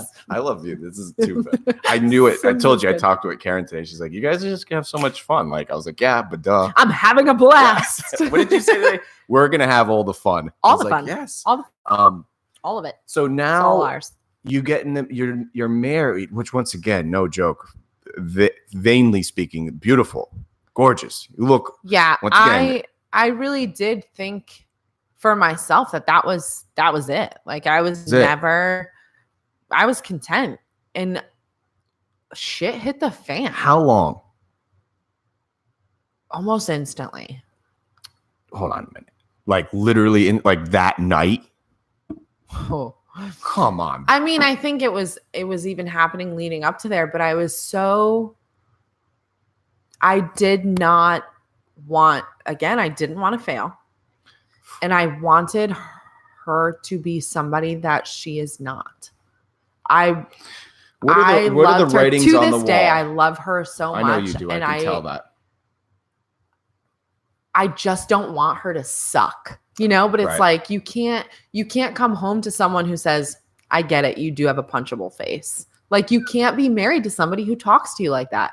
You can't be married to somebody who calls you a whore all the time, who locks you out of your iPad because they're so drunk that they don't really remember what passcode they put on there. Like, that's not a healthy relationship. And then it's also not healthy for 9 months to beg every day, please stop ignoring me. Please, like, I want to work this out. I want to go to counseling. And then to just like literally be ignored and then have like people come up to you like, well, what happened? I mean, she still wears her ring. Well, do you know what she said to me? Do you know what she did? Like, Right. And so I got to the point where I was like, I deserve better. This is affecting work. This is affecting my kids. I mean, I'm sure that you saw as many people who have followed my life, I think like 8,000 people, saw her relationship with my youngest, especially, kind of grow. Mm-hmm. She hasn't talked to him since May, really. I think on the first day of school, she sent him a "How was your first day of school?" message. And Right. He, at this point, is just kind of like, why did she text me? I don't want to talk to her. Like, Question. Remember being younger in school and like whatever you did behind the scenes you had to deal with at the lunch table or bulldog breaks and stuff like that, whatever your bulldog breaks. Oh my God. remember? French vanilla cappuccino. And On my way to drama class. Mrs. With Mike Ferrari. Noble's Otis Spunkmeyer's. Yeah. Hello. So it was a very and all anyone who's been in school can relate to this, or just social dynamics is here. So like, for instance, you and me, let's just pretend we like fought after school, not street fighter, Right. but like you called me hairy arms and I was like, ugh, I don't even know. I just said something back. And then did you hear that Ashley and Chen's, or did you hear what happened? Remember like that weird psychology of knowing you had to go to school and face it. Mm-hmm. Was that almost, that still happens in the adulting world, but we all know, as we're like, the hair salons are a mecca for like, you want to know what's going on. Yeah. Go to the hair salons. Yeah. You'll find out who's doing who, what's going on, and whether it's true or not, but you'll at least start getting some. So you're going to work in the midst of this, and I'm sure people have got to be like, Oh, people have all sorts of questions. So they're like coming in with a question. You're like, so, and not to mention, once again, it's so multidimensional because you got your haters, Mhm. you got your girls and guys that probably just want you anyways. They're probably like, so my moment is, I was wondering if you could on Friday. You're like, I'm not even whole yet, but like, I know. I can Oh my imagine God. you're getting. It's crazy owning a barbershop. Let And me Ormond. tell you, Ormond's the messages already, that I get, like, hey, been watching you. And I'm like, you asshole. I've been watching You presumptuous asshole. I've You been know, it's like, watching you. oh, I see you have kids, so you can't be that gay. I'm like, Oh my word. yeah, people are weird, man. People are really weird. People are strange. Yeah, when Yeah, you're a that's stranger. Yeah. So now I'm sure it had a lot, like the last thing I remember, I didn't want to deal with that. Yeah. You broke up. It's- I don't want to talk to you at school. Now I got to talk. I Yeah. got to see. We got a verb. Is this an amicable breakup? No. Okay. It's not something I wanted, like at the end of the day, I did not want it. And I do now for my sanity. Right. I think because I'm realizing that I married somebody that only existed in my head, and like, The illusion of yeah. Wowzer bears. Yeah. And somebody who truly believes and has surrounded herself with people who think she can do no wrong. And has, I think, everybody in her life convinced of that. And I don't think that anybody knows the truth. And, when I met her, I did some really stupid things. Like I gave up all of my friends and walked into her social life. Mm-hmm. And I now know that's not an okay thing to do. But I just fell so hard and so fast in love that Was it love or lust? It was love. I mean, I still, Do you believe that they can coexist? yes, Really? for sure. Interesting. It was almost so instant. And I don't think she ever loved me. I don't think she, Wow. I still don't. So you think she lusted you? Maybe. I don't know. I think she has a thing for blonde girls. And I think when she's done with them, she's done. Wowzer. Yeah. And I think she'll move on to the next one for about 4 years and be done with it. So you legitimately believe that you were in love? For sure. Which I'm not negating. I'm just for sure. asking Like that question. I still want the best for her. I hope she's happy, but I hope she drinks less. I hope she's nicer to the next person. I hope there's not holes in the walls in their house. What I was the hope that tipping point when you finally said we're doing the divorce? Like, was it? When I realized that I couldn't even live in the same house anymore that she lived in, because walking into my own house that I own was just so full of horrific, like miserable. There was nowhere I could go in my own house that didn't hurt. A lot of bad juju. Yeah. And I was like, oh, this just nothing. You know, I'm fascinating by this. Space. How did you do? Once again, how did you deliver it? Like, we need to talk. How do you do these things? How did you do? Well, this? she won't talk to me. Well, how did you? You must have had delivered like where you just like sent a memo. Like, how did you say? I have texted her. I don't even know how many times. She just doesn't respond. Before the divorce. Like, you know, I'm getting. That's how I am. It was never delivered. She What? won't. She. So you just she won't respond. No, come on. I swear to God, That's Tenzo, how this. I swear to God. Yeah. I'm baffled I know. Me too. because I'm so. Me too. I don't mean to laugh, but like you do know we were married. It wasn't like a one night stand, and I'm not Wow. crazy. Like, because you legally married me. So it's nutty. At your peak of like poop of the situation, you just you're gonna get it. She's not talking with you. Basically, you guys like broke up like high schoolers. Well, I kinda? also got messages from somebody on Instagram saying, like, pretty much since you guys got married, I've been talking to her. I've met all of her friends.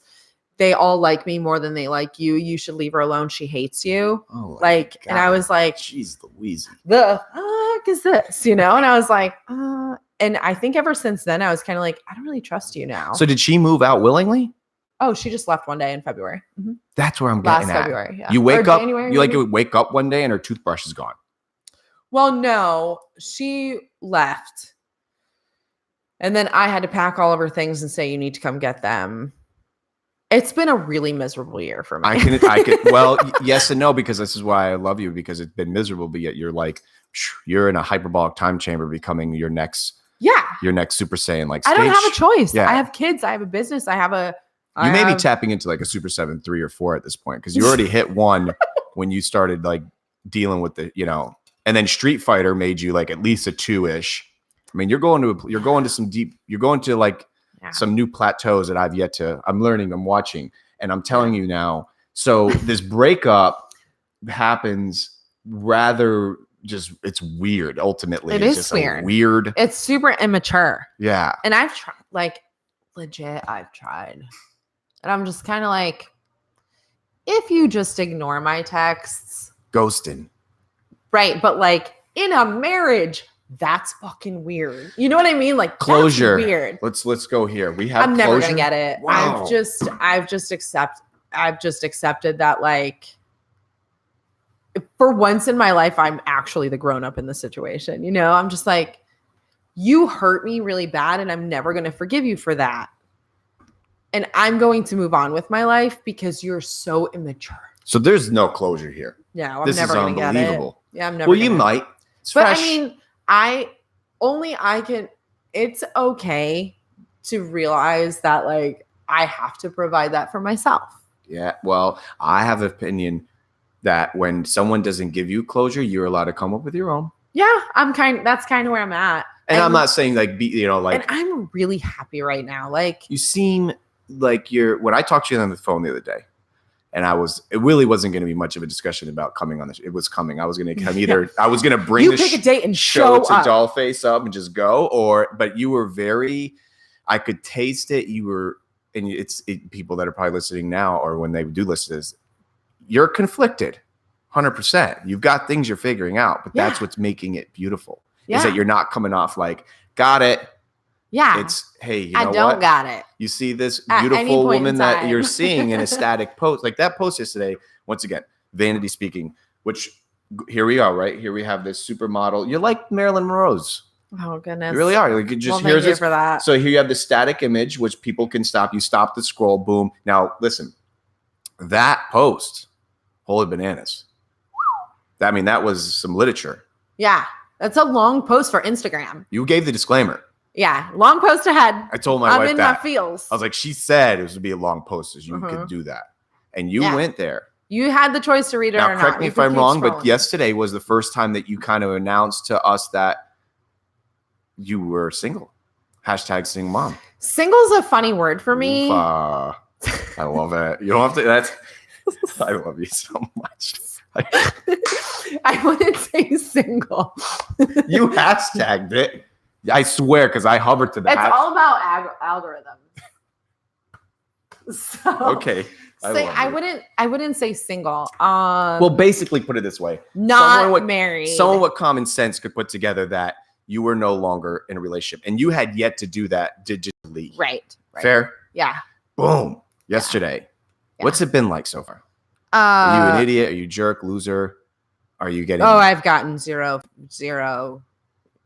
feedback on that at all. But about a month ago, I went through and I removed everybody from social media that was mutual. I remember when you posted that. I was so scared I was getting the cut. So I know everybody was. I was like, Well, how do y'all not get it that I am only getting rid of mutual people? Well, you know? I never would post because I mean, I would never like cry for. I wouldn't be surprised if maybe we had the cross point test going on someone recently. That was nothing great. So I was just hoping. I'm like, that was on your Facebook. still You posted. alive. No, it was on mine. You tagged somebody in something about t-shirts, I think, and I was like, "Did she go to Crosspoint?" And you were like, "What the hell?" And for those that know me really well, when people do post things that I like, I usually just send a text.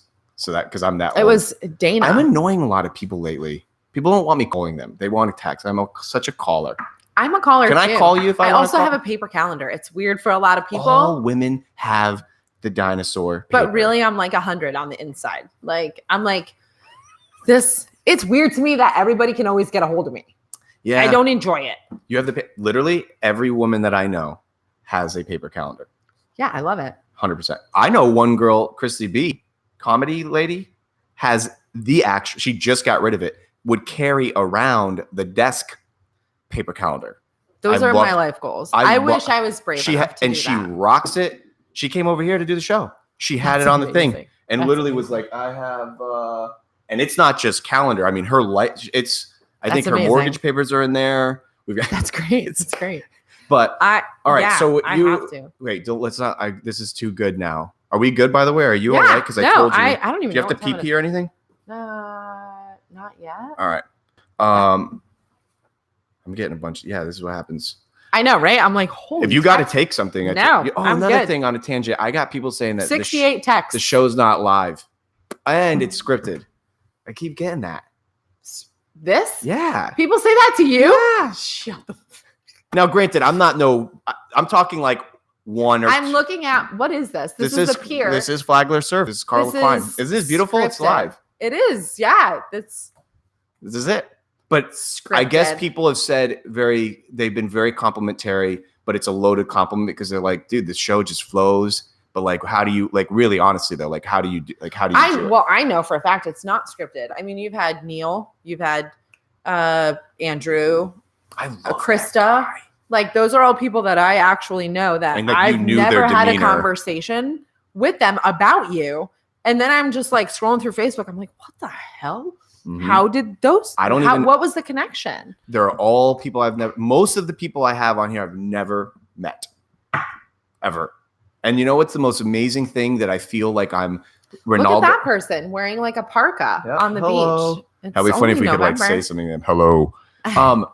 All of them say something that literally I feel like I'm like one of my dreams would be always of becoming a superstar soccer player on a yacht, high-fiving Ronaldo. Like never gonna happen. I have to live with that. My point is, I feel like that when someone leaves here that was a complete stranger and they say that was the most amazing thing. And it's not just the show. It wasn't a me thing. They're like, and it's not just the show thing, something about me, which that's all I can't explain. It's the most amazing feeling when someone says, no one's ever talked to me like that. And it's usually post show, which will probably happen with us, which by the way, we need to go play with Andrew Gall one of these days. For sure. Like he messaged me after and was like, I'm going to text him right now. Literally do it. He made me feel like he's a cool kid at the lunch table. He, after a day or two after the show or day of two, he was like, no, I'm texting him. Like, he's like, seriously, we need to like really, and I could tell he wasn't kidding. Like he wasn't just saying it to be superficial. Hanging. Can we do it today? I'm feeling frisked today. It's been almost 2 months of I have behaving. food in the crock pot and kids. Crock pot or what's it called? You don't do the Instapot? You're not Instapotting? I thought that's what all people do now. Is it? That's what they're doing. I'm a little out of touch. You're crock potting? I'm a crock You have potter. your calendar there. I know. crock Crock pot. I've used my air fryer twice. I've had it for 2 years. No one uses those. I've the only thing I know how to make is chicken Remember wings. when everybody got our parents would have had He it, said, but "I love you." dehumidifier. Can not we take a dehumidifier. selfie? Yeah. Let's take a selfie. Is it the dehumidifier? Oh, maybe. All right. I think that's the first selfie on the show. Oh, Big time. We're doing it. Listen, wait. Can't lose track on this one thing though, because then we're gonna get to 2019. You are now. It's official. Like you're the divorce? Yeah. No. I know. I love how honest you are. You're it's like, the no. worst. So No. are you in the woods a little bit?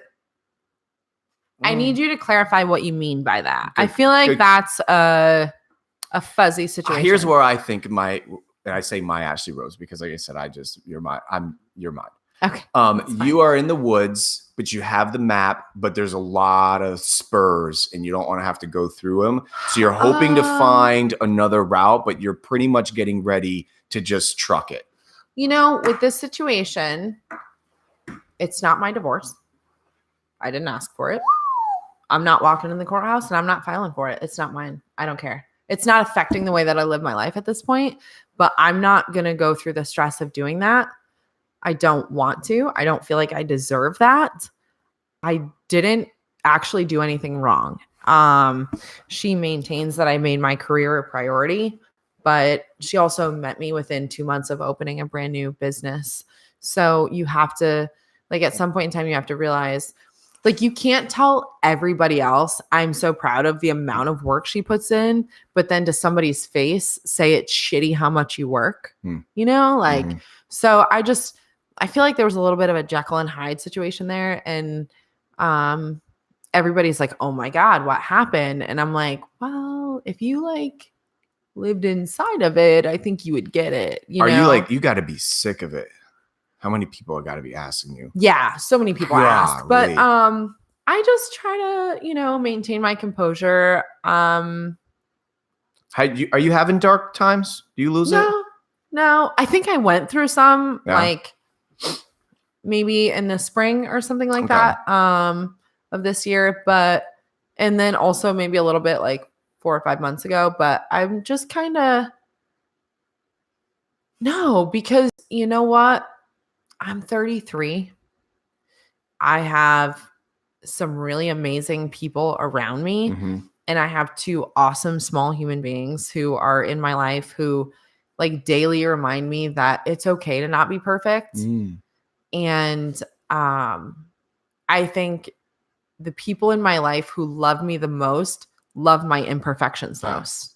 Amen. They're just like, I love when you're a fuck up. You it's smell funny. a little bit. It's cool. It's like, I love it. it's funny when you're weird, Right. It's like, it's funny when we go to dive bars. It's funny when you're not in gowns for galas and stuff like that, Right. So I have this core group of people who have my back no matter what side of me they're stuck with for that day. Because as a business owner, there are so many facets to who you have to be on a daily basis. I am behind the chair. So I am somebody's hairstylist. I am somebody's therapist. I am somebody's, everything. Customer service is a big one too. People Yeah, don't it's realize exhausting. that. Oh my God, yes. So exhausting. Mm-hmm. And so I have to be but also I'm the boss. So if somebody By else's the customer way, service goes wrong, it's all your I have fault. to manage that as well. How many are you up to, by the way? 8. I'm sure you maybe already know this, but this is probably something just fun to know. Someone said to me the other day that I didn't really know very well, and the cosmetology was coming up in discussion. And I love to try to be a connector, and I have that ready for a job thing. And I was like, I probably shouldn't have did this, but I was like, oh, I know a girl that owns this, and they knew it. They're like, oh my God, like that would be like, and I'm like, well, never mind. I just was like, I don't know if I can get you in. I was just saying, I know of her because I didn't know what I think they thought I was like going to get them in. But my point is, this aspiring, she's in school now. I actually need an assistant. I have an assistant position open at Dollface. I got somebody. Send her my way. She would, but it was so cute because she's really young. She'd get mad if she knew that I said that because she's 24, so that's pretty young. But that would be my youngest. Where were we staff at 24? Are you kidding me? We thought, right? No, I just hired a girl who's 16. What the hell am I talking about? So, but point is this: she knew of it. She's like, oh my God, that's the. So you really set the bar. It made me feel. I had something similar happen the other day. Someone said to me that I didn't really even know. I had approached them to come on the show, and you already kind of of me, but like this guy knew no clue. And he's like, oh yeah, I know this. And my partner has been asking me, how do we get on the show? And I'm like, I have a hotline. It's called cell phone. You could call it. Yeah. Like I don't know. I have a email, text. But it was just cute because it made me feel like I was like unattainable kind of feeling. But you have that. You built such a beautiful. I drove by there. I'm so guilty. I haven't been in there. That's okay. When I drove by the other day, I think my wife was actually driving, and I was like, all these photos, and I was like, it looks so. Are you in a good season though? How are let's take work, health, life, zoom. Once November 1 hits, it's a little bit of a shit show until like February. Because everybody's. It's like it's holidays, and people are a little bit. There's a rigid schedule that people kind of schedule around versus like summer. They're like, I don't have that much going in. I'll get in when I get in. Now people are like, well, that's why I was stealing you today because I was telling I told Camille, I was like, maybe because I have this weird issue where I don't like doing anything I have to do. So always day before. I don't either. Is that It's so weird. Literally book it. And it's not just a show thing. It could be anything. I'm like, I book something. Once you have to. I'm like, it's like I literally yesterday when I was texting, did you notice how I did it? I was like, you feeling it? Yeah. And you're like, are you still yeah. Oh yeah. For sure, homie. I was feeling the same way you were feeling. I'm just like, I'll be there. I felt bad too because I was like, but now I'm having all the fun. I know from what hairdressers in general and stylists, you got like Mondays are your but also Tuesdays for me. But I work some Mondays. Okay. But I felt like I was like, I'm really going to steal you. I worked last Monday. I'm sure you have probably a little bit of a list of things to do today. Just save the world, laundry, do this. Know, I really like laundry. You did it. It's fine. So are you in the woods with Spurs ahead of you? No. No. All right. I don't think so. Okay. I don't think so. I don't know that I've ever. What's your terrain? I've never asked anybody this, but that's going to be a new question of mine. What type of terrain are we in figuratively? Are we in a desert? Are we in a rainforest? I feel like I'm always on Flagler Beach. The sand is kind of soft. Okay. Sometimes it's a little hard to walk in, but like it's always pretty. You're on an incline. Yeah. It's high tide. Makes your butt hurt if you go too far. You lost one sandal. Yeah. Sandals. You see everyone you know. Yeah. If you go is that Matt Boda? Yep. That's a very good way of putting is that where you're at? My terrain is Flagler Beach. What's that? You're supposed to go to Port Waltz later, but you right. don't want to. Oh God, Port Waltz. Oh my God, you know what I forgot? Do you remember Mick Nasty's next to Food Lion? What was Food Lion? No, not Food Lion. When Dixie. But it's not When Dixie anymore. It's the furniture place. I'm going somewhere dark with it. I blocked it out. Shauna Morgan reminded me of the other day. You have been there at Garantia. It was across where Publix is now, in that little strip plaza where behind the Shell station. Yes, Mick Henry's, or we called it McNasty's. It wasn't really called McNasty's. Mick something. Mick. Ugh. And I don't think that was ever a place that I went into willingly. sober No. first. No, there was a strict law. Sobriety was not allowed. It was a smoke dive Yeah. bar, but you walked in. It was the ending. Marcelo was always right there. It was the ending. It was, Or it wasn't the beginning. Could be the beginning, but it was the ending. Yeah. You weren't if you getting out started there, alive. you weren't getting out. Mm-mm. Yeah. And I totally, and the other day I've been, Shauna Morgan and I've been crushing and hanging out. And she was like, do you remember? And I'm like, oh my word. My subliminal. I think I've only ever been there twice. Yeah, keep it. That was a good thing. Yeah. Yep. But it was. Is it closed now? How long has it been closed? I don't even know. I think, who knows? I don't think anyone knows. Maybe it's still open for all we, right? I doubt it. They're posting on it. Is right now. anything still open in that plaza? Yes. Well, I mean, turned- it's a furniture It has a store furniture now. place. There's this like really well-known breakfast joint. People love it. I had no idea. Me neither. I think of it maybe once, but I'm not trying to knock it. Like people love it. But the DMV's there now, which is Shut very up. helpful. Well, maybe not DMV, a tax place. Yeah. So you could do your DMV stuff there. Cute little quaint place, and they're always so friendly. And yeah, that's in there. But I don't know the other places, so my apologies to those business owners that are there. They're like, "Oh, hello, just opened up." You're But gonna it's have still to there. do some It's recon all over right. there. And that was a pretty dirty little place. But so you're in a Flagler Beach type of life right now, just kind of like walking the coquina sand. Yeah, that going- soft ass sand. You soft know. ass sand. Yeah, it's kind Getting of hard to stuck- get traction a getting little stuck bit. on you a little bit. You go home and it's you got a little in your Yeah. crotch. I know. Yeah, That not sand- the best sand in the world. No, It's not Ormond sand. no, you guys have good sand. We have good cool sand. lunch table. Yeah, well, you See? know. And at what point does it change? What's weird about Flagler I to know. Ormond is there's not a line drawn I in know. the literal sand where it's like weird coquina shit, nice white soft shit that comes off with baby powder, right? Like there's not Crazy. an actual line in the sand. At some point in time, it marries, but where? Maybe that's where lies the riddle to life. I want to know. But you're walking the coquina. You're not in the safe. You're I'm not in baby. even in the married part yet. Of Oh, you're weird not even sand. anywhere close to that. No, I'm still like Beverly Beach sand. There's Aw. rocks in the ocean. You're Yes. like north. Shit, I'm with the hammock. Damn. Yeah, the hammock is so funny. Mm, You can't swim out there. mm-mm. So what's next? Like before we forget too, which by the way, I don't have any rush. I'm just saying before we forget, you were opening something. I was going to expand major, like 4 times as big. And then no. So okay. For starters, when I signed the lease on that building, I was still married. I was not a single mom. I would have to work probably 6 days a week to keep that place open, to be honest with you, just to manage the amount Where of was it people gonna that I be? needed.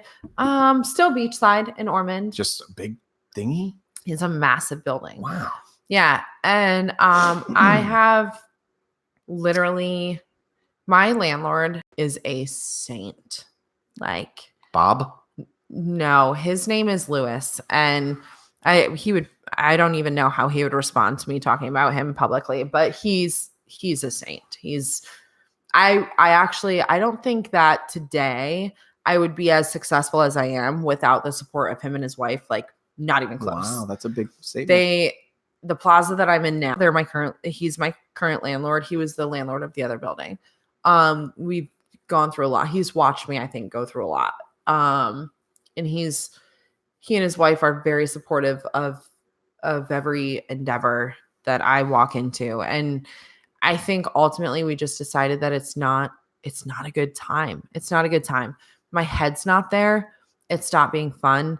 I really need to focus on my staff and I need to dig my roots. I need to bloom where I was planted, because this year my head has gone in so many different directions. Mhm, And I was in the woods and I was kind of like, shit, what am I doing? mhm. Like, who are my people? Where's my tribe? What is going on? I don't trust anybody right now. Right. I had all these friends who are now shitty human beings. I had this wife who walked away. I thought she was my person. She's not my person. Now I have these new people. I have this new person. It's wild. I Wow. had the most wild year of my life. That's been a roller coaster, and my stepdad's been sick and There's a lot of that. My sister's in like med school and trying to like Wow. help her. It's been crazy. And also starting this summer, I decided I'm going to be selfish. At the beginning of the summer, I said it's time for me to be selfish because in 32 years of my life, I had never been selfish. Hmm. And I was like, oh, there's a concert I want to go to. Let me buy tickets. Let me do this. Let me do that. Let me plan this trip. And that's just kind of where I've been at. And I think work took a back seat. And I think for a lot of people that was very visible. Mm-hmm. But it was also okay. You know, Right. I needed that, I think, to ground myself a little. Right. And I also, going from the, 800 square feet I have, which 1,600, I have 2 units, very different units. One's a barbershop, one's a salon, two different vibes. Right. So many of my clients were so fearful that our culture would change. Hmm. And I think I was fearful too. You know, Right. Part of our culture is that we are a close-knit family. Right.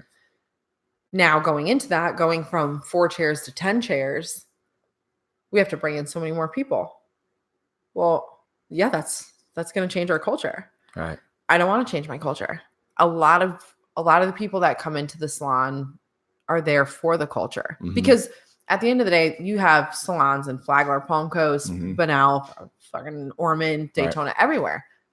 We all do highlights, right? Like we all do highlights.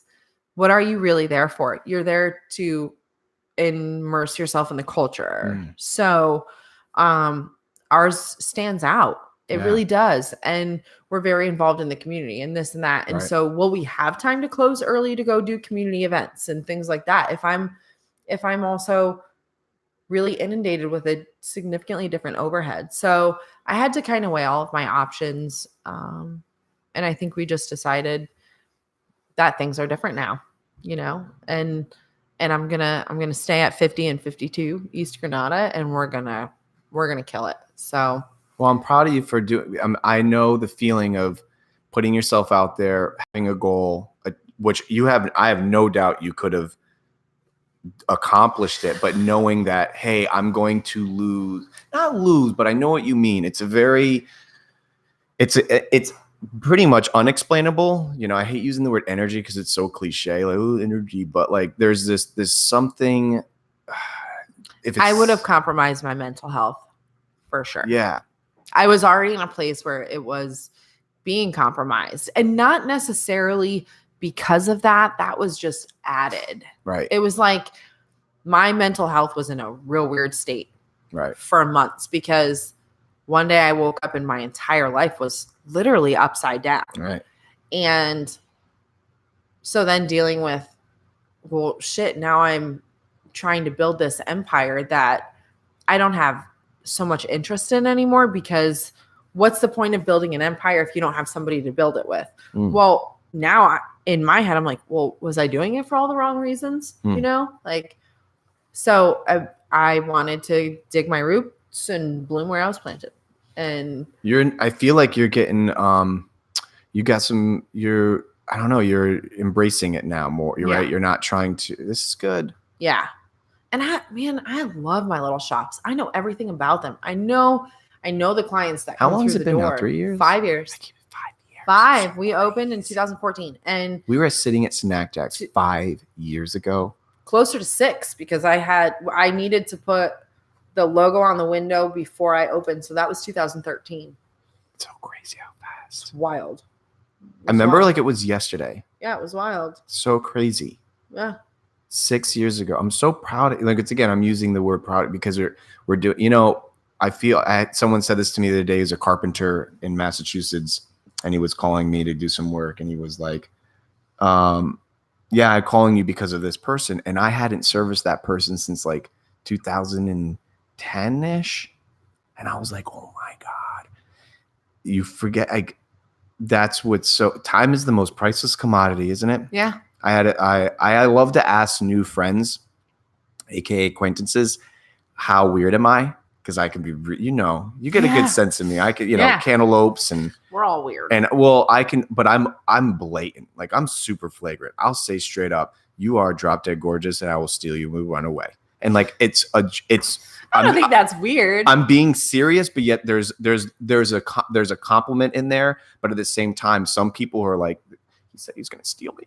I'm like, well, no, wait a minute. Maybe I'm just equally as weird, so I'm like, shut the fuck up. Camille's teaching me like, you can't steal everybody. You can't say bomb on an airplane.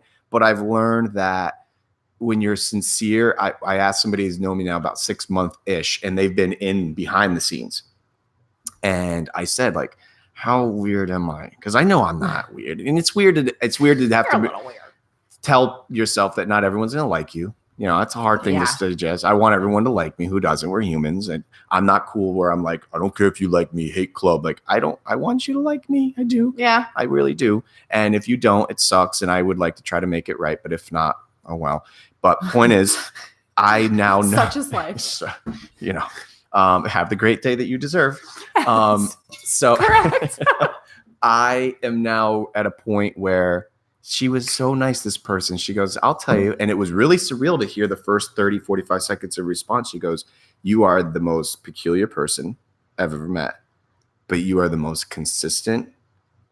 And she goes, out of all, and she's a little bit older than us, kids and stuff too, meaning like this isn't like a 10-year-old telling me where I'm like taking it to heart. Like you have no life experience. I can't take anything. This is a really well-rounded woman. Seriously. And she's like unbelievably unorthodox, very type of this, just different, but consistent. And you are what you say you are. And you've never once put me in a situation that I was uncomfortable. And I was like, I do think that consistent is a really great word. Yeah. That's something I think everybody should strive to be more of, is consistent. But becoming bigger, stronger, better, that's fine. Who doesn't want to become, you got to learn, grow, and become more flourishing. That I'm not trying to say like, if I could do 10 push-ups today, I should be able to do 12 next month. Hopefully, if you want to stay consistent, but yet you build on what you know. But one thing that I've learned too is that, and I keep saying this a lot, and if it comes off boring to those that listen to the show a lot, then I don't care. But if you're not farming your own farm and you're out there preaching how to make a farm, get out. Please stop it. Stop coming. It's like I call it farmers market, like 2.0 living. Remember farmers market when we were growing up? It was really real people bringing the cabbage that they grew. Yeah, like the actual farmers. Yeah, like the cowards and all the real people. Yeah, the like, cowards. Here oh are my God. Yes, but she's doing fantastic. I saw a photo the other day. Oh. I'm so jealous. She gets so much love online because she is consistent. And she's so pretty. She's gorgeous. She's always been beautiful. Oh. Brittany. Brittany is you're not allowed to say gorgeous. coward because she's married now. So I do that all the time. I do that with Shauna Morgan. So I'm sorry, Tommy okay. McDowell. I know I do it all the time. Which are you still Rose? No, I'm always Ashley Rose. I'm just going to be Ashley Rose. With no E. Yeah. My wife was Ashley like, you with no spelt it E. wrong. I'm like, psh, psh. Just an FYI, my birth certificate and social security card have no E in them. Thanks, Dad. It's good old Mike's fault. It actually keeps you rather unfindable. Yes. Hard to find, hard to tag. Yes. Yeah. I like it. I So enjoy it. the consistency factor, but most importantly, if you're going to be out there, once again, if there's something attractive about you more than vain, it's loving people when you're blind, so to speak. It's if there are oats in my backyard and you are hungry, I will give you my oats. If you ask me how I grew my oats, then I may tell you. But stop telling people you do CrossFit. No one cares. You get me? That's I know you're picking up. I could talk to you in this dialogue, and I know you pick up the vernacular. Like, you know what I'm saying? I hear you. If you look good, I may say, "How'd you look in there?" I do kips. Like, oh, now I may want to try them, but don't tell me you kip. I don't care. Yeah. Just grow it. I don't think you should ever introduce yourself with what you feel like is your best asset. Because sometimes that asset is not valuable to me and means literally nothing. Right. So like physical fitness to me, for instance, I'm just kind of like, that's cool. I'm glad you have that for yourself. Like if you introduce yourself as like, hi, my name's Joe and I do CrossFit, I'm going to be like, right. Not a significant detail. Or like, so for me, like, or, hey, your traps look rad. Where are you getting them? That's different. Right. Like that's different. I'm opening that Right. thing, but like there's a reason I'm approaching you, or there's Right. a reason we're having a conversation. Maybe stick to that. Mhm, You mhm. know. So, or like if I'm at a young professionals group, Are you doing meeting- these things? I do when I have time. So I was on the board for a long time. and Oh, Tommy, call me. Perfect. The YPGs. Yeah, call me. good. It's, Yeah, it's no. good. It's good. It's good. It's gonna be good. It's worth it. I love you. I know it's. Yep. It's gonna be good. We're gonna have all the fun today. All the fun. Yeah, it was great. I want him in my I want him to sit at his table. I need him. I want to sit at his lunch table. Yeah, Tommy's. Can you make that happen? for sure. All right. Do you want me to call him? I'll call him when Live we're done call. here. So, call me. Thomas. He great guy though. Yeah. I mean, he's one of my closest friends. Yeah. And he sold my house in 3 weeks. Yeah. What's Okay, his thank you. real name? Are you allowed to? Tom Caffrey. Because He works for Realty Pros. He owns the Pallet Pub. He owns the Hop Cycle. Also with Krista, who I love. who was on your show. Yes. So yeah, Tom Caffrey. I'll say Tomata to pick a pasta. Tomasta McPasta on Facebook. And people are like, who are you talking about? I'm like, I really actually don't know. I don't know his name. Yeah, it's Tom Tom Caffrey. Caffrey. Huh? Great guy. Yeah. Yeah, he called He's me a the good other egg. day. Mhm. So he just said no one wants to step up and do the press thing, but Yeah. serial entrepreneur. Mhm. Wowzer bears. Same Yeah. thing with Krista. Unbelievable. Yep. But you Armin folk are on fire. You guys are Yeah. I feel like it's gonna start coming here, this wildfire of crazy. I don't know. The sand?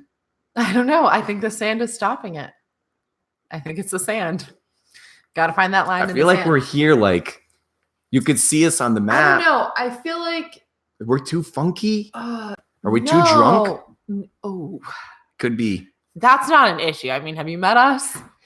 Have you met That's us? the common ground. We're actually That like, is the common ground. That That's is our the common bloodline. ground. Oh, we come to your tribe with yes. Yeah. We come with Behringer Brothers Cabernet Sauvignon. that's good, by the way. So good. You were like, I got wine. I'm Smooth like, it AF. looks like whiskey. Yeah. All Smooth right. AF. So you don't think it can? I just think Flagler's not meant for big business. And I think Yeah. that's what its charm is. Yeah. I think that's something that's great about Flagler. And I think if you did bring big business to Flagler, it wouldn't be what Flagler is. And people would be very sad. You know, and I don't mean big business like put I a know. Taco Bell at the corner. I know. I you mean. just mean business mindsets. Right. I don't think that it's healthy for Flagler Beach's economy at all. right. It's It is a very, I stay way out of the political scene. Even when I do go to meetings, people are like, this guy has no clothes on. And I'm like, oh, you shouldn't have invited me. yeah. I Yeah. have nothing to win here. Listen, Um, I sat on a city commission board and it took everything in me not to drop 17 F-bombs at every meeting. You're I was hitting like, the this is gravel. really hard. Everyone shut the fuck up. And I can't hide my knuckle tattoos. So what do I do? You know, I was just like, I literally sat like, I don't know what you guys are talking about. You got But like thank you for inviting me. you can't like shake anyone's hand. You're like, sorry, I got a thing. Got dye on my Yeah. hands. And people are like, so what is it that you do? I'm like, I own a salon. Yeah. I Well, It's hair. at least right now, I think as a society, we're in it. You've seen the beginning, middle, and no by means the end. But we're in a position where, like, I was watching a stand-up act the other day of this comedian who has a neck tattoo, and he was like, "Yep, you see it. It's a neck tattoo." But he was talking about the society in which we live in, of the judgment, the ridicule, the this. But my point is, it's like you've seen it transform. I feel like we're getting to become more of an educated civilization of humans, hopefully, where it's like, I don't know. Me personally, I just love people. I there's think it's nothing- regional. Is it regional? That's interesting. Yes. So I do travel for work. I'm a national educator with a scissor company. So I travel Did you around just start doing that a couple months ago ish? Because I see you. 2 years. I love your I showed that to my wife today, that Yeah. advertisement where it's the black and white one and you're in the circle. Yeah. Marilyn Monroe. To doing, I don't even know what years. you're doing, but I'm like, I'll go. So you're Slang doing and scissors. throwing them. Japanese steel. So you're doing these speaking engagements and you notice if you're there. So I'm teaching how to cut Okay. hair. Okay. My methods of cutting hair, which are maybe a little nutty. So, but I do notice, like, for instance, I just got back from Kentucky. Okay. They I let was you in in? Louisville, Kentucky. Well, first of all, I fell in love. That place is crazy. Really? I'm going back in April to go see Elton John. I thought you would like hate it because I've never been. Isn't Kentucky like Bible Belt? Right. So I came home with a new tattoo. Oh wow. A different appreciation for bourbon and spiced apple sangria. It was an experience. So you enjoyed. Yeah, but nobody there looked at me like, who is this tattooed weirdo? Who would have thought? But when I went to Boston to Oh, teach, come on. people were like, I would have totally lost don't go a here. drinking bet. I Like, know. where did I get Me the least too. love? I would have been Me like, too. definitely Kentucky. They threw a Bible at your head. Yep. Nope. Yeah. It was very, Wow. they were super fun and welcoming and like, thank you for coming here. And this is super cool. I wasn't aware that there's just like a river and then all of a sudden you're in Indiana. And so we were in Indiana sometimes. And I was like, this is kind of wild. Wow. But But overall, good I did get to juju. cut a mullet. So that was cool. Mullet Mondays. My Mullet favorite. Mondays. So I was super stoked on that. But yeah, So I had a you go harder to, time you go in to Boston. mass holes. Yeah, I That's had a harder sad. time in Boston. And where are some of the What do other you places? feel being? I mean, no one can see the way people look at you as you can because you're there. What do you feel? What's it like when you're really in it? Like, obviously, I'm sure when you're in your normal locomotive state of just getting your day done, when you're like on the way to the Dollface Refinery, you know, like your Lucky's, whatever you're doing, you got a rhythm. You're probably your tunnel vision. You know, if you see some schmuck saying something, you probably don't even. But when you're like in a new environment, and I'm sure you're aware of the fact that you stick out because you are gorgeous. You do know that. So whatever. I don't You have think to- that's why, but I appreciate you. Marilyn. So now you're out, but like I'm sure you're aware of that. Can you feel it? Like, do you see people Oh, like? I've been at Target here in Palm Coast. Oh, back in our And I have seen somebody, actually twice, 2 different occasions. I saw an older woman, I'm gonna say maybe in her 50s, look straight at me and close her purse. Oh, come like on. zipper it closed. And I was just like, that's weird. You should have been like, And then I have seen a woman also at the same Target look me up and down and take her kid's hand and pull him real Oh, close to wow. her.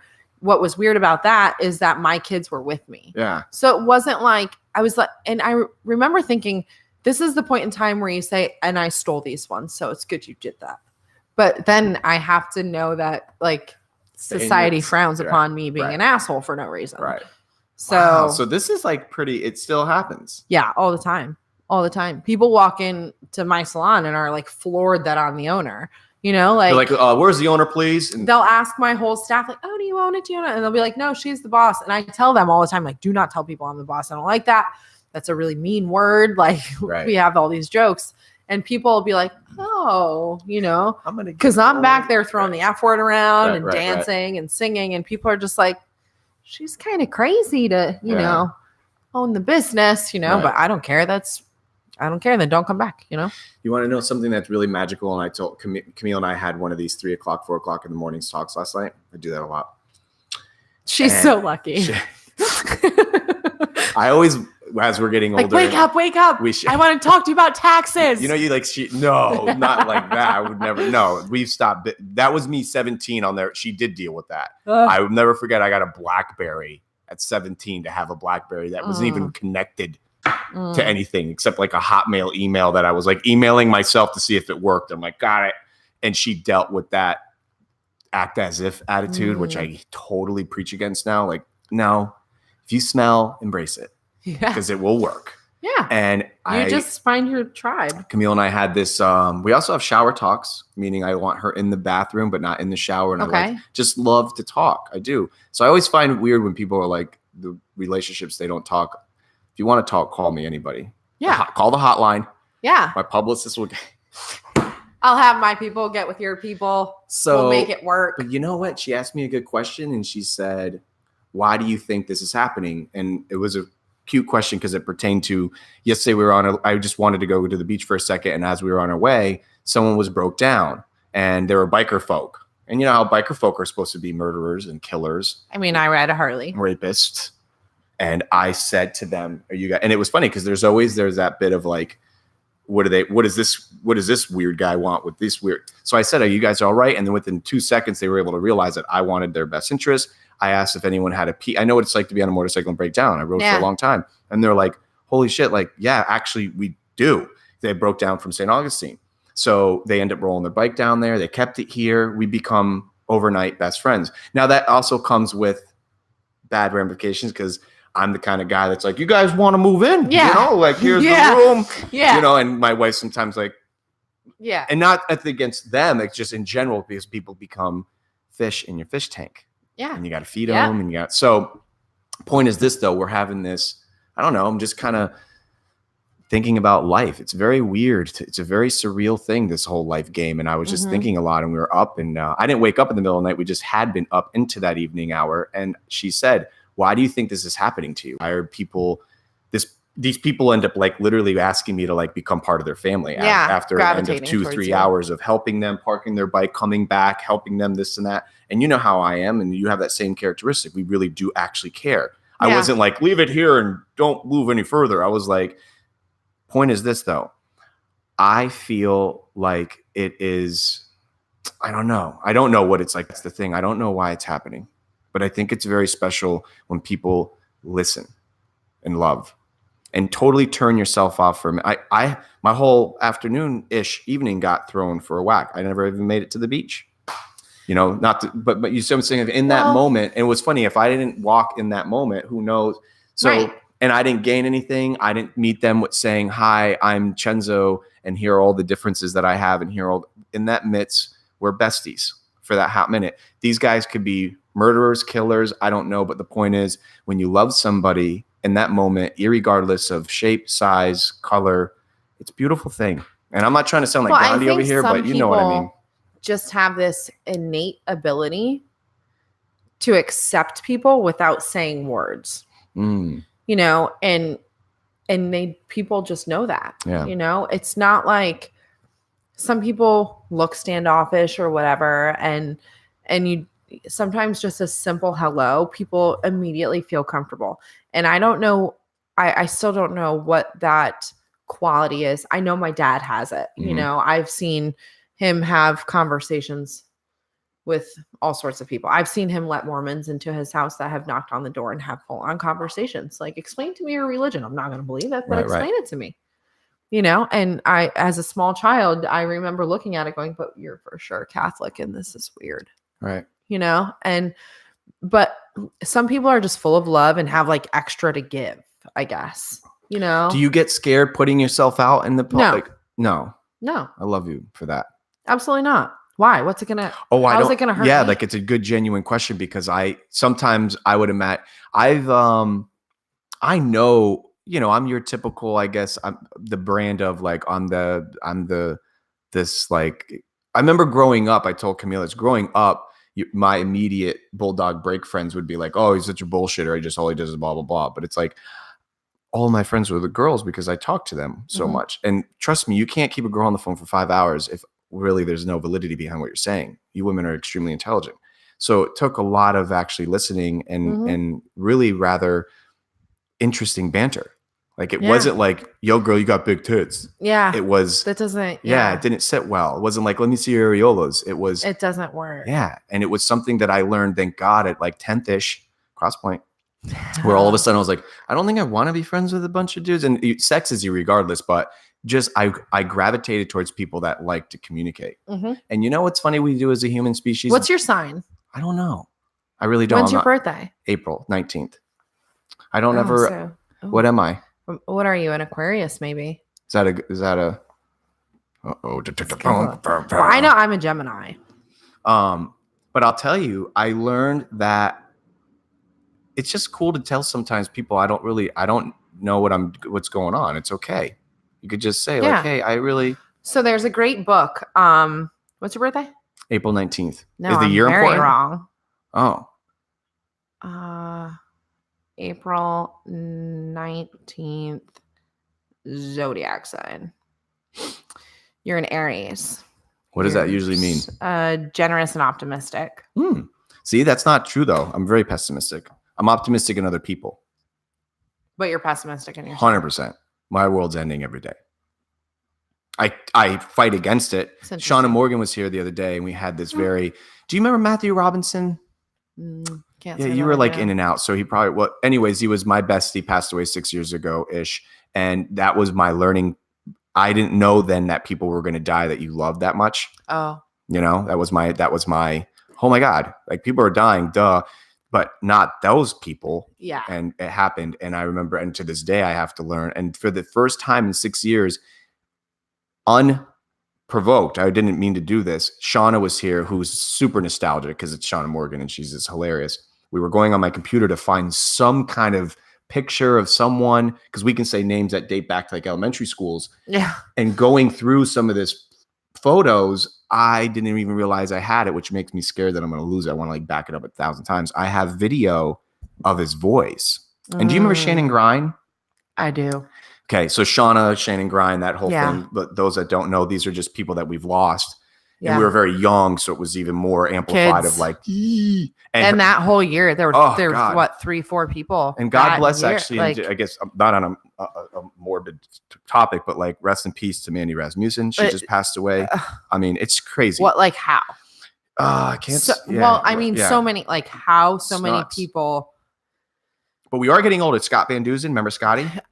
No. You would know if you saw him. Trust me. Point is, talk with him the other day. And unfortunately, as we're doing this adulting thing, we're one of those friends that keep in touch. And it's usually kind of like either super euphoric or super tragic, because we're just grown up. And I was like, Austin Sherman passed away like a month ago. You remember him? These are all names. If you knew, you've seen him. Yes, So but I did Austin not know Sherman, that is what I was He saying. had passed away about a month-ish ago. And then Mandy Rasmussen, God bless. So anyways, I texted Scott and he literally said like, irregardless of tragic events, we only got another 30-ish, give or take, if you think about it, like I'm okay. That's my glass half full though. I'm not upset about it. I'm just a realist. So since Matt's passing, I tried telling my wife this yesterday, and I mean this sincerely. I really am somebody, and I believe the world would be a better place if you started treating people with wants and not needs. Because if I want Ashley Rose in my life, I'm going to make it to where you want to be with me. I'm not going to, Sure. I shouldn't need you. If when my eyes are closed, I'm in despair and I can't eat, breathe, sleep without you, I don't think that that's healthy human being characteristic, because you may not need me, which is okay. That's good. And those that feel that now guilt, obligations, expectations, baby, you're supposed to be here. You didn't come on the show. I need you. Yeah. Not healthy. And I think it pertains to relationships. Mhm. I think it pertains to work. I think, for instance, do you really want and I mean this genuinely as a group, do you want your employees to need you? No, absolutely not. See? I actually, going back to my now failed marriage, I made it a point often to say, I have never needed you. I've always wanted you. And I think when you are in a relationship with a narcissist, there is a need to be needed and not wanted. They have to be needed, And so that was a struggle pretty consistently. But also my staff, I don't need them. I can pay all of the bills by myself. And let me tell you something. I When you want say them those there. things, the general person, like I've said this to my wife, to her face, I'm ready for you to die if it ever happened. I have to be. When Matthew died, I taught myself to know that all of this is we are all going to expire. Mm-hmm. And it's not a bad thing. But if my happiness is contingent, Yes. I'm cooked. I was there. Yeah. I was cooked. I turned into a veggie table. I was like, I'm not going to make it. And it's not healthy. You have to keep going forward, you have to be prepared to wake up and literally everything be turned upside down. Boom. But you have And to you also, have to know that that's a possibility. Mhm. You don't have to expect that. correct. There's a fine line between like, buying 7,000 cans of beans right now Correct. because Camille's going to die and I won't eat. I will hopefully. I will bring you food. Thank you. I will bring I you was. food. Thank you. See, babe, I will live. Yes. But I I'll also be- have to preach it on the flip side. I may go, and I've told her, Right. you understand, baby, if I go, and I'm not kidding you, we don't I'll have, bring her food. baby, she will feed you.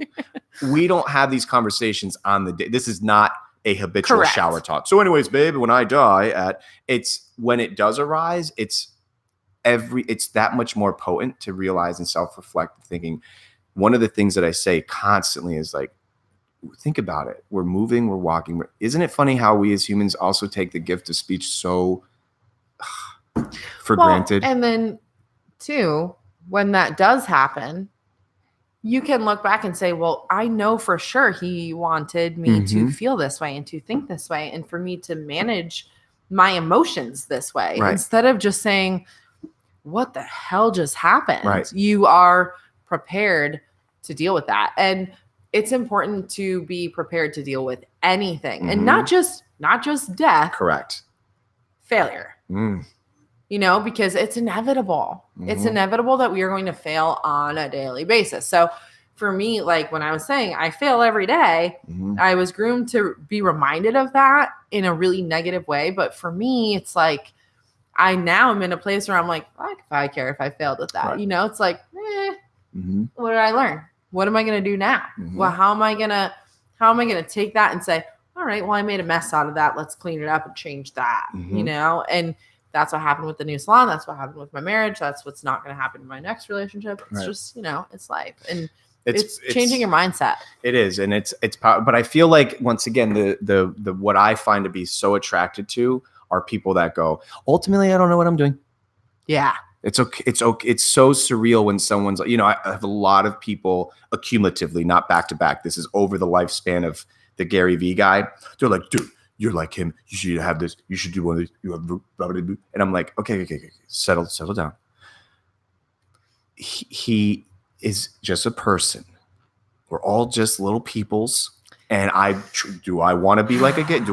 But you know what? I see it just like even with you, what probably keeps me truly in love with people like you that I admire is that I wouldn't want your life because I can't imagine what it's like to be you because I got my own good, bad, and indifferent. And when people realize and ugly, don't forget the ugly, so ugly.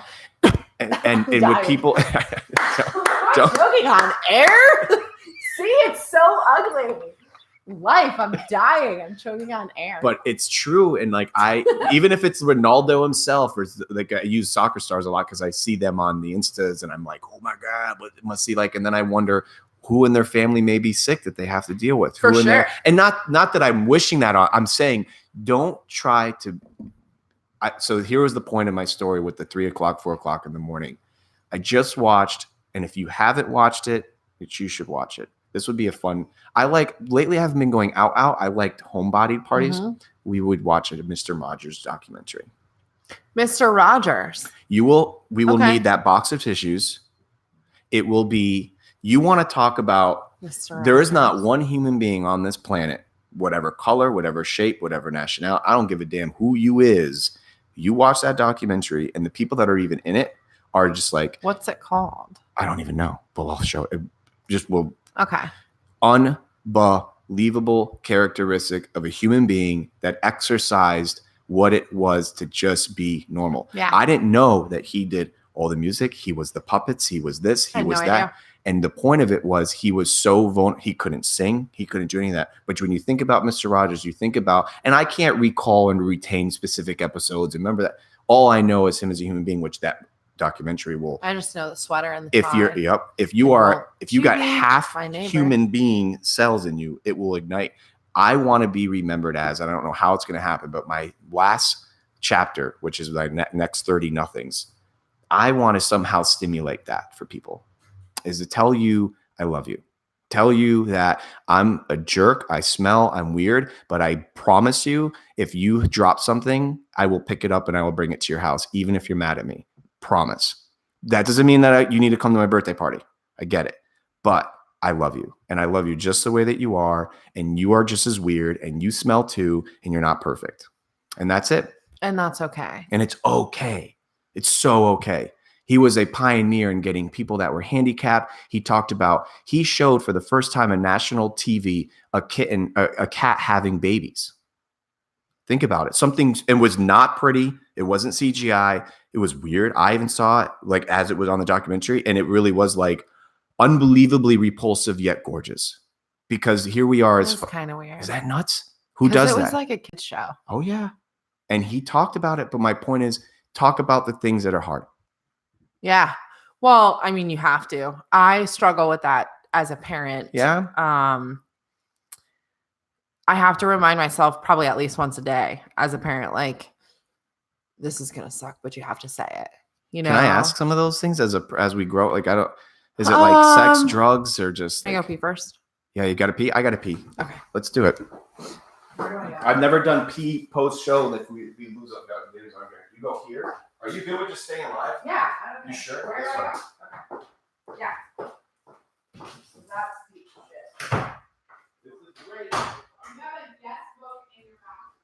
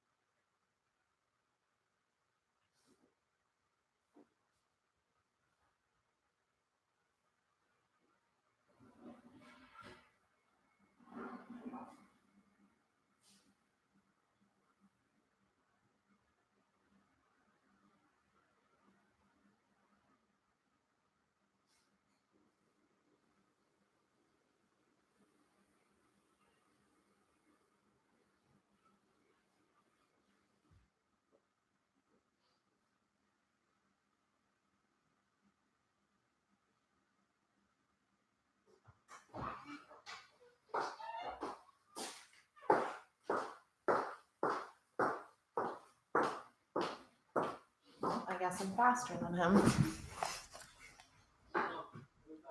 I'm so much faster than you.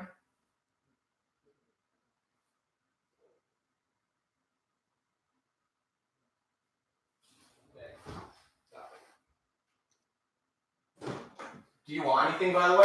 No, I'm good. That's the first ever.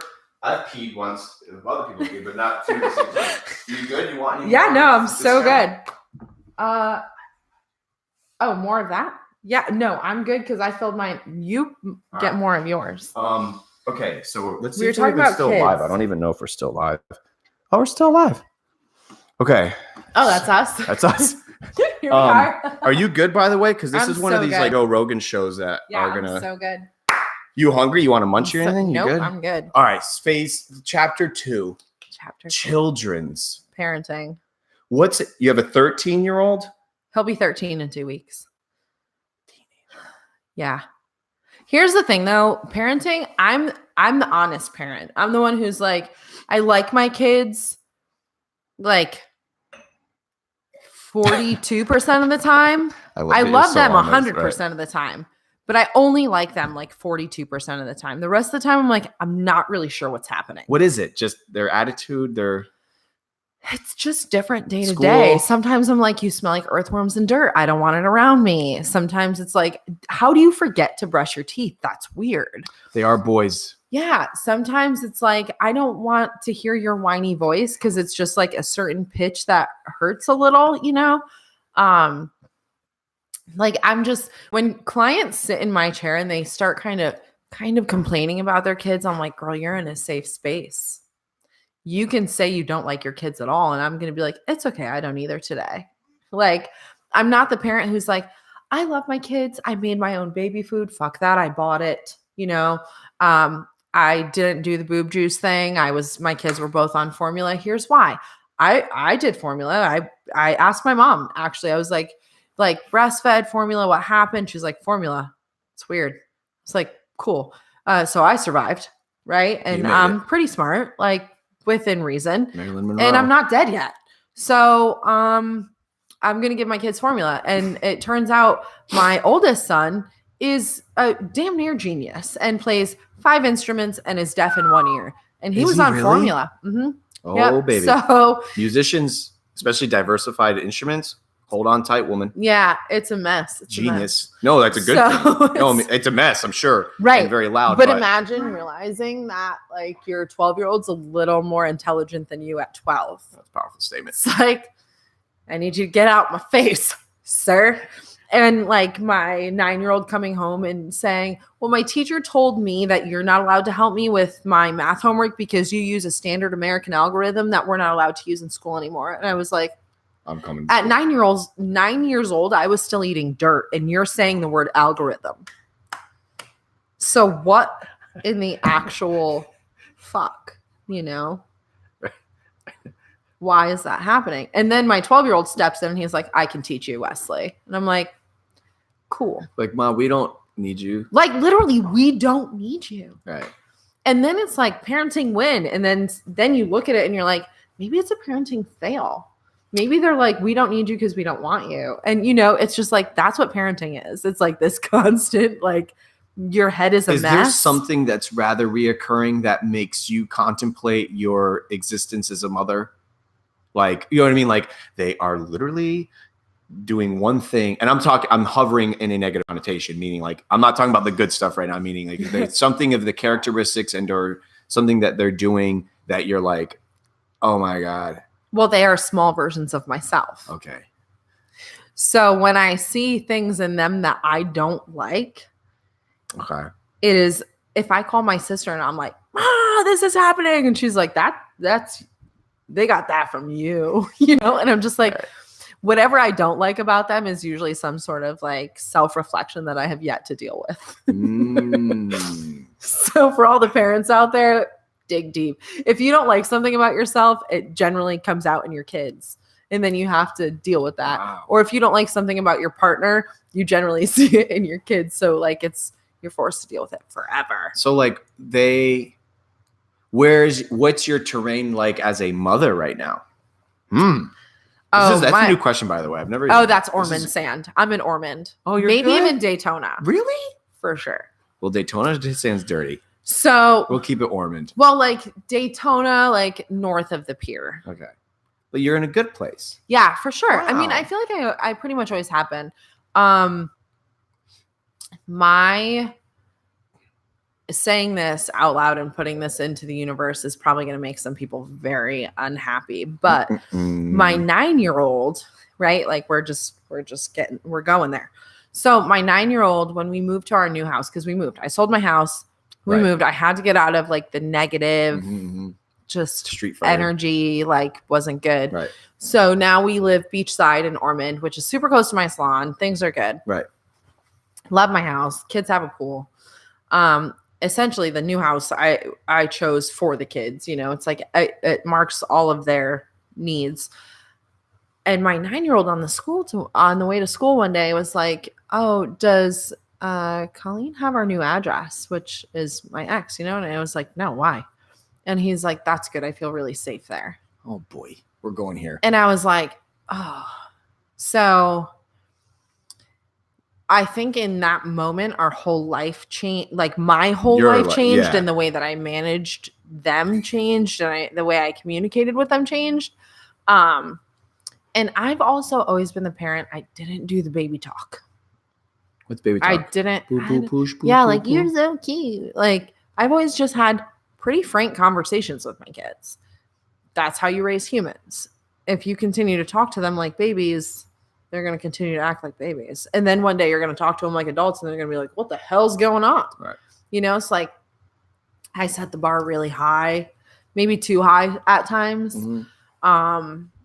But they're super cool humans and I like hanging out with them. My 13-year-old is hilarious. He is one of the funniest people I've ever met. He's super dry. He delivers jokes like you would not believe.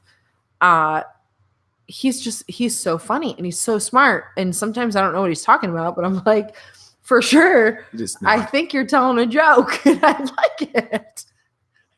You know, and my 9-year-old, he's a little love bug and he's full of love. And I'm not a touchy-feely person. Really? At all. I would have lost a bar bet right there. I thought you were a comfy, cozy, cuddly one. Oh, no. But his love language is physical touch for sure. Is he on Mama? Is he all on? the time? And sometimes like He's hot and sticky, has a lot. and smells like earthworms in and his dirt. ear. And I'm like, that's disgusting. You know, I'm just like, Oh, ugh. But also he has learned in the past year, like there's a thing called personal space and I need it. And you always been that way? yeah. And it's not a bad thing. I guess just when someone's different, you always, from you or what you had assumed. Huh, you were in a cuddly cozy. No. Huh. You were like, ugh. I'm like, hey. Right about If here. I meet new people, I'm like, hey. If I wave with both hands, does that signify I don't want to hug a stranger? You know? Like, okay. So I don't know why. He's like he'd be Velcro Oh, if he's having a hot conversation, he wants like his head on my shoulder. I'm just like, oh, it's weird.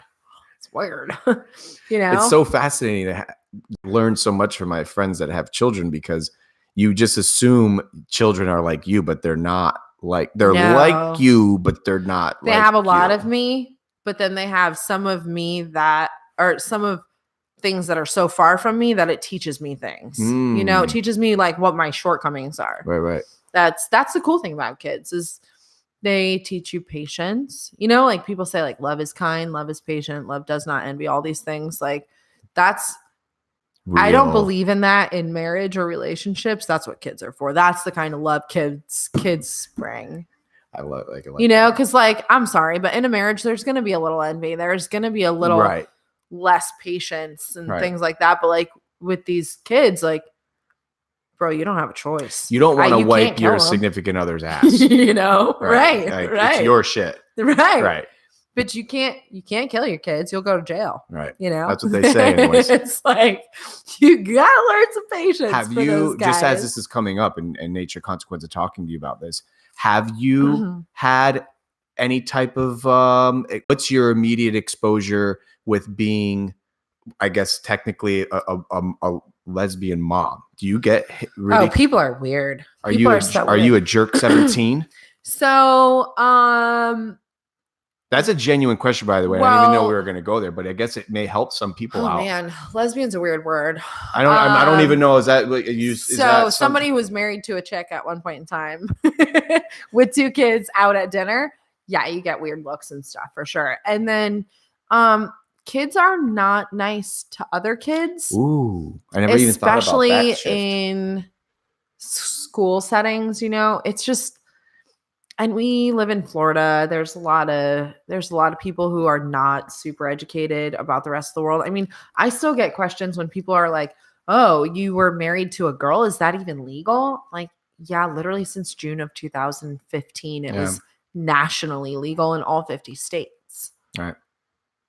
So there's But how that. does somebody not? I just find it fascinating because I it's the what do you do like the one question I can't stand, which I automatically know what kind of underwear you're wearing, is when someone says, "What do you do?" I'm like, "Oh well, I hunt whales." You know, like I know automatically to tell them that my name is Poseidon and that I hunt whales for a living. But we hunt them to cuddle them and like just to watch their perplexed, bewildered response. Like, and you know, it's like, see, it's not about the third quarter. Well, my like- response changes based on where I am. If I'm in an airport, Oh. I will make things up. I love you. I'm having a great day. If I'm local, I will tell them that I work at my salon. I will never tell anybody I own it. It's smart. I Ever. love that about you. Or like if somebody's like, "Oh, I know so and so that works there." I'm like, "Yeah, I love working with them." I work with them. Yeah, I will never like I Wait, can't. we're at an airport. What do you do? Just feel it let's out. see. I've been a surgeon, which so when I worked in the hospital, I worked just like this too. yeah, I worked with like operating instruments. So I know enough about surgery that I could like have a conversation, which was hilarious. Now, do you do that almost as in a passive aggressive nature because like the person's like, excuse me, like what do you No, it's mostly because I'm bored and I've been drinking. This is flight's delayed. You're at the Yes. you're at the Usually at Atlanta, flight sitting cantina, in Gordon Beer Bar, and you Terminal just, A. and you get that polite bar banter. Yes. what and do I'm you bored do? out of my And mind. you're like, oh, I just flew in from Qatar. So there's a bartender there. Her name's Ash, and she's heard almost all my stories. She's like literally always the bartender when I'm there, and she's always just like, "This girl, like here we go again." And so she knows who I am. She knows what I do. Right. She's we're friends on social media, so I'm sure she's probably gonna message me like, "You fucking idiot." But yeah, I've told all sorts of stories. I was a children's author one time, and then that's that one I lost control of a little bit because I don't really like kids that much. So I was like, oh. And then that part came out. It's like, well, I don't really like kids. It's just, I do what I do for money. And then one time I met a guy, Chad from Connecticut, who is a jewelry maker. He works for some national, I want to say it's Kay or Zales or something. Okay. He goes to the stores and makes jewelry and stuff. And apparently we're friends on Snapchat. So the last weekend when I was in Atlanta, I Snapchatted something in the airport. I don't remember what now. And he showed up at the bar and I was like, you look so familiar. And he was like, we're friends on Snapchat and we met here. And I was like, do you make jewelry? And he was like, yeah. And I was like, this is so weird. So yeah, airport life is weird life when you live in airports. I was just telling this to I told you who I called earlier today, and I won't blow her up on the show, but I literally said, yeah, I'm notoriously known for calling things like fake dates. Like we're going on a fake, like we go out, have fun, and it's a fake date. And I love getting the looks of like, that's Camille's husband. yeah, And yeah. like totally making babies with this one. Well, this is a real small town. Oh, I love it. And I've been behaving that I actually put the SOS out and I was like, I want to go like, I need a good go out, not even here in this zip code, but go out and just fake it and just let people take you as whoever you are for that moment. And you have to understand, I put St. myself. Augustine, that's a good place to do that. I haven't, I went to St. Augustine the day I had a picnic at the fort. I was feeling it. It was the first cooler day of the year. And it was about 3 weeks ago on a Wednesday. I said, babe, Fortin, which I hate even being in a car and wearing shirts, but I did it and went to the fort. We had a picnic and we left. What did you bring for lunch? Good question. We didn't bring anything. We stopped at some place that I don't even like that much. Camille loves it. It's like you pull up to it. It's by a marina in St. Augustine and everyone loves it. And it's super cool and trendy. And I don't like it because you have to order everything like a la carte. And I'm not good at that. That's weird. It's kind of a little bit like, you're like, what do you want? And I'm like, beets with, and I get that. So Camille takes care of the ordering, but I don't like when you just get things and it's not, I don't know. I don't want to make my stuff. So my typical St. Augustine date day. Fake date. Or real date. Okay. Because now I'm at a place where I'm real dating. Real date. All right. So yeah. Isn't it funny that is- St. Augustine's just the place to go though? But it's so fun. So there's a Polish deli there called Goffrey's. Is that on St. George Street? No. Okay. It's behind A1A Aleworks on a street that's behind it. It's a brick road. I don't really know what the hell it's called. But is it by Cellar 6? It used to be across the street from it, but now it's on the street just behind it. Like, okay. So it's like a Polish. But it's called Goffrey's. Okay. It's Polish and Greek. Okay. Wife is Polish, husband is Greek. They have what is called pierogi. Okay. I know those. But they have sauerkraut ones. They have so many different kinds. And then they also have waffles that are like fresh made there. And they have fresh hummus. They have all these things. And they have borscht, which is beet soup. Is that what that is? I've Yeah. heard that name. I never knew what Oh it my was. God, I love it. You start there? Hell to the yeah. So what I do is I go and I get a couple dozen pierogi. Okay. But then I'll go to the Florida wine store because they have Capri Suns that are wine. Anything else needed to be said? Yeah, all of this goes in a backpack. And then you go to the fort. And then you eat all of these things. And then you're kind of drunk, but really full because you've just eaten homemade dough with potatoes. You policed it. Yeah. And then you need to go walk off that Correct. fullness Yep. and the drunkenness. Uh-huh. So naturally you go to No Name Bar and go play the hook and Yes. ring game. Are we going to Kilwins? No room for it in our belly, probably. I don't generally do Kilwins because I don't need that amount of sweets after I've had that amount of sauerkraut. Well, you went hard in the paint. Yeah, for sure. Wow. I start my day with sauerkraut. I am a Wow. Polish girl. See, I would be like literally farting my ass off if I had to eat sauerkraut date. Like, Okay, so then go with the potato or the meat. Yeah. The meat is a good depends choice. on how long this Blueberry's date's a going good to be. If choice. I'm like, I'd be looking at it because I love kraut and sauerkraut. mushroom. Oh God, I love sauerkraut. And then they have yeah. these little baby pierogi that they put in their borscht that are just to die for. So you go. It's funny though. Literally, all of our. I actually, when I first met Camille, I wouldn't bring her to St. Augustine. Why? Because that's what everyone does. That's why I And brought you all guys, my you're girls. weird. Yeah. Oh, well. I was like, you mean I can't do this to you because like I had it to a rhythm. I used to park by the museum-ish area near across from the college. No free parking. Well, it wasn't free, but like no one checked. Park there. Start at OC White House. Yeah. And the girls back then, you have to understand, I would save up my shekels, take a girl to OC White House or A1A. Yeah, they think you're fancy. And like, A1A this guy's- has fantastic calamari. It's not what it used to be. I don't think. Well, I haven't really been there in Yeah, that me long. neither. Maybe So it's- I have some places that I'm really bitter about. I'm trying to make new memories at them. Just because of Yes. the Yeah. Mm. A1A is one of them. I look at it and I hate it. Savannah, Georgia. That's one of them. Oh, like the geographical place. Yes. So I'm going to go to Savannah next year and I'm going to make new memories. New there. memory. Yep. I would I'm gonna love to make a replace new it. memory at A1A with together. Like we Let's make do our it. first, and here's what Let's we'll do. do it. Because I have the same. I don't really have. I just can't go to St. Augustine without thinking about like I have one non-closure. Mm. That's like post show. We'll talk one of those days, and I'll talk about it one day. It's just I don't want to call her out, but I have one. I literally talked to every single person I pretty much dated or made out with, almost pretty regularly. Or made out with. Yeah. That's so insignificant. But it's a big deal for me. I literally text my first kiss ever on Facebook the other day. She was in the dream. I have this rule. If you're in my dream, I'm so sorry. Texting Well, you. something. Yeah. Have to. Means something. Not because I'm going to be like, you're going to die. Yeah. Well, that It's would more be But that would be weird. yeah, like, oh, by the way, but it's Yeah. literally just because when people pass away and everyone gets like super nostalgic and like, oh, Mm-hmm. I get it, Yeah. but I like to be that way when we're alive too. So Yes. that's why I do it. And literally this girl happened to respond immediately, which made me feel so good about just like, hey, I hope that you think I'm not trying to steal you. Really. I just really, and I said, I go, you will always mean so much. So I said, I have a rule that whenever someone has a cameo in my dream that I let them know. By the way, she knew Matthew Robinson as well because she graduated with us. She knew Mandy and that whole thing was surfacing. But I don't get into the whole like, what does this mean? And Matthew really gave me a walkie-talkie in the dream. It was hilarious.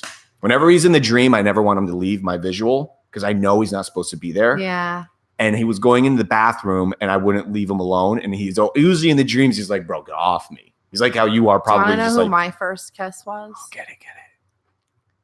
You are going to die when you hear this. And he's a Flagler kid. Let it out, woman. Skip Lamb. Skip. The Lambs. Why does it feel familiar? Why is it not? Skip. It was just Skip. That was his name. It wasn't his Flagler name. Stephen Lamb. Yeah. Steve Lamb. It's coming. Skip. He Yeah. was older than me, wasn't he? Ish. I think he's younger than you, actually. Maybe a year Didn't he have a younger lot of than you. brothers though? The Lambs. His dad is Rendy Roofing. What were you? Middle He school or high worked- school? I was high school. Junior, senior? I was a freshman.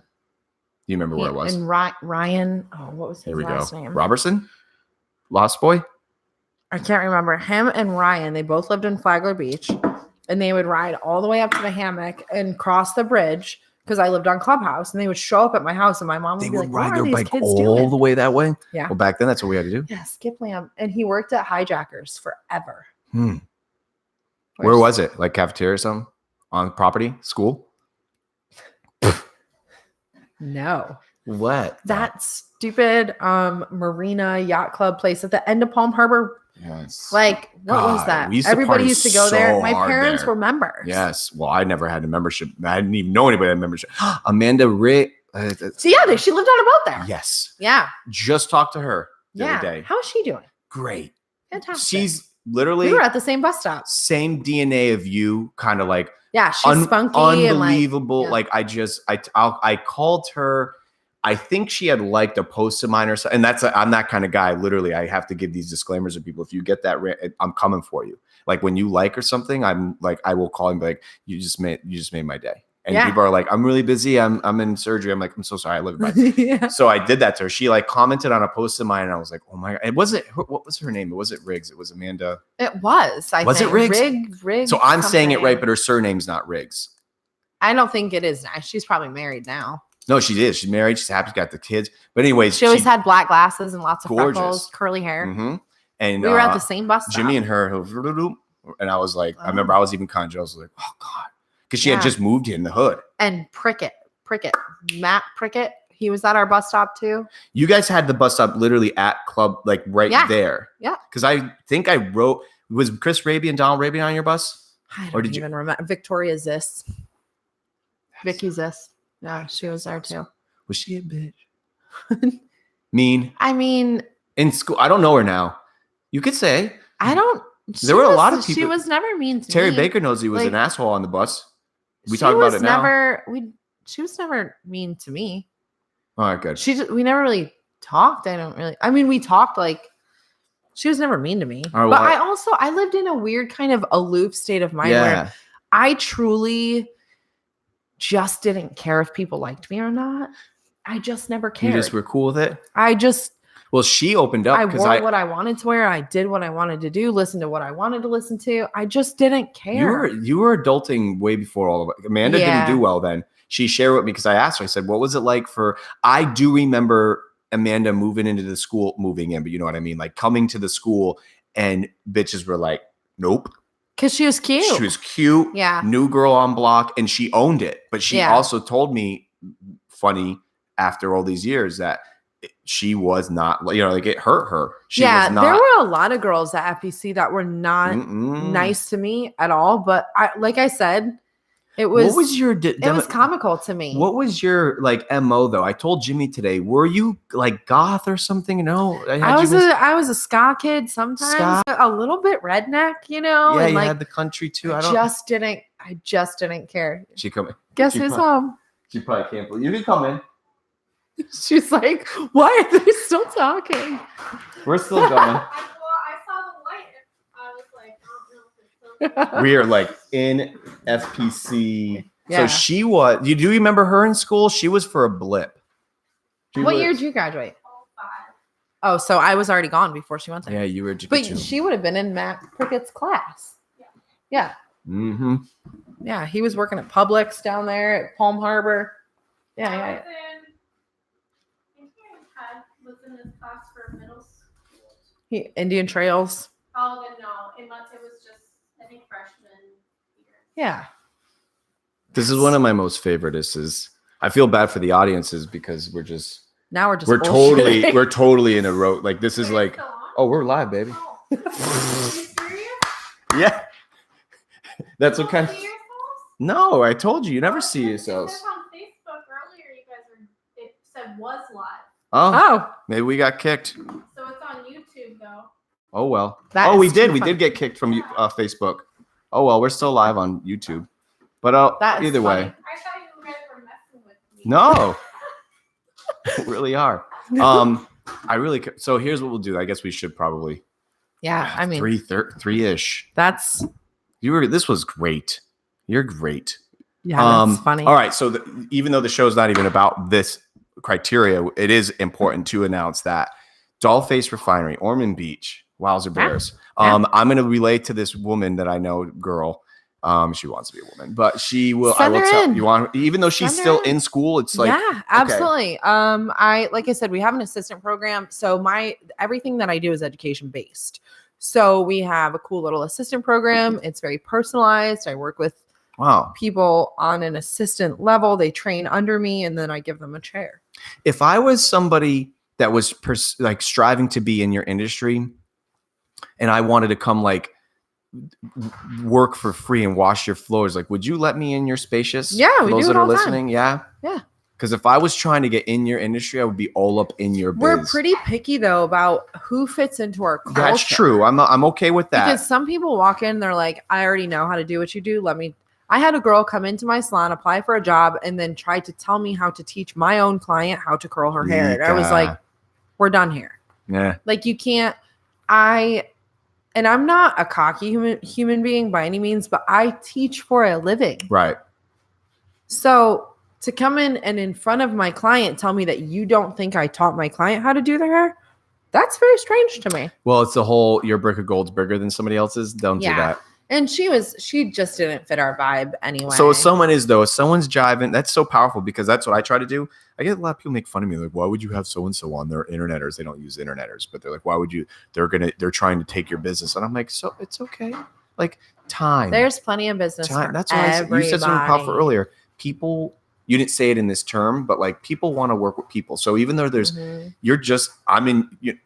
15 years ago, there wasn't that many interneters. Everybody's an interneter now. Yeah. And people sometimes are like, are you nervous about the competition? And I'm like, who doesn't want to be the biggest, the best, the strongest, but I have realized when you are good at what you do, and I was talking about this with a guy in Massachusetts, he's a carpenter for 30 some odd years. He goes, I never knew my business would be so contingent on fixing other people's problems. That's literally where I make my money. Me too. Corrections. We do at least one correction a Isn't it week. crazy? And it makes me very sad to the Yeah. point where I've called other salons and said, hey, I've seen so many corrections coming out of your place that I think at this point in time, let's get some education in there. You know, and either I'm an asshole for doing that or I'm helping you out. But I don't want to be the asshole around town who's like, why do we keep seeing all of our clients on Dollface's Insta? Right. I don't feel good about that. Right. I don't feel good about that at all. If somebody comes to us, we just moved from town. My best friend referred me, whatever. That's super cool. Right. But when it's like, this Emergency. needs to get fixed because I have a wedding I have to go to this weekend Right. and I've been going to the same person for 5 years and they just plain suck. I have a problem with that. You know? Yep. I just had this new little piece of marketing that I'm doing. I used a bat signal with my logo in it because I get more and more people that are like, I have a radio advertisement going live tomorrow at noon. My web guy has disappeared and I paid him. And I'm like, all right. And then I'm the knucklehead, which he's always on me about, like, you know, I'm like doing it for. And you feel bad yeah. and you just want to fix it. And you're like, but we do. And you know what? That's why I feel like my bat signal's up there. So, and it's crazy. I never thought in a million years either that I would be like the and I guess too now, which stinks because like I guess I'm getting known as like not an affordable person, which is ludicrous. I hate hearing that about myself. You it hear hurts that? me. It's so weird. I'm like, if people saw the list of things that I've done at no cost for people, you have no clue what I charge. And I have people for the first time. I will never say who it is yet, even though I still wanted to. They know exactly who they are. They used me in their marketing paraphernalia of what not to work with. They literally used imagery that looked like me, my slogans and colors, and said, don't work with the thief. And I just wanted I'll never forget. It was what, babe, 2-3 years ago? And I literally wanted to go into the webosphere and I imagine what I could have done, the dark side of me.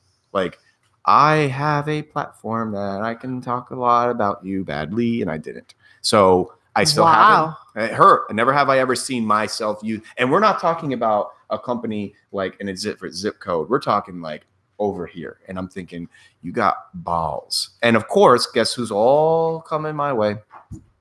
All of their customers. Because they came in hot. Yes. Yeah. Undercut, chica foompa. Yep. But that's why. So anyway, I'm like this with you. I'm watching you. I love it. Well, thanks, friend. And I like when I just love your vulnerability too, more than anything. I just love it. 2020 is going to be a big deal. This is your year? Yeah. I mean, I feel like I say that every year. Who does it? This year I'm actually going to brand myself, which sounds crazy to say. You can, you gotta do but it. I'm going to brand myself as a national educator, and I'm going to brand the salon very differently. And we're going to work on the men's refinery and create some education there. And I'm going to start writing again. You should. You're that which post. opens up a whole different kind of vulnerability. I write like I speak, and so I'm really excited to kind of just bring the weird stories of my life. Yeah. What's super crazy is I have a book that I knew you had a book. I know. You are a book person. Over a weekend, I like wrote a book, but so much has happened since that time. Got to add more chapters. That I'm like, I need to talk to a professional to figure out where to go from here. Krista. So, yeah, I know. It's crazy. That's a whole different kind of book. Mine is very much a Okay. memoir, I guess. Yeah, that's good. Those are my So, but it's kind of funny because I had a weird life. I had a great life, but it was also kind of a shitty life looking Right. back. So it's like you've been in a lot of different terrains. yeah, every terrain. Yeah. Every terrain, literally and figuratively, and it's just like it's been a wild life. So, you know, we're in school for 12 years, and I went to like I was like, what are you 10 talking different about? schools. Yeah. You know, so it's like You had a lot of I exposure. had a crazy life. Yeah. So I have an interesting story. I just didn't realize that people found it interesting until Mhm. like maybe the past 3 or 4 years. So But duh, I've been telling you that. I know. Jeez. I know, but I'm starting to believe people when they say that.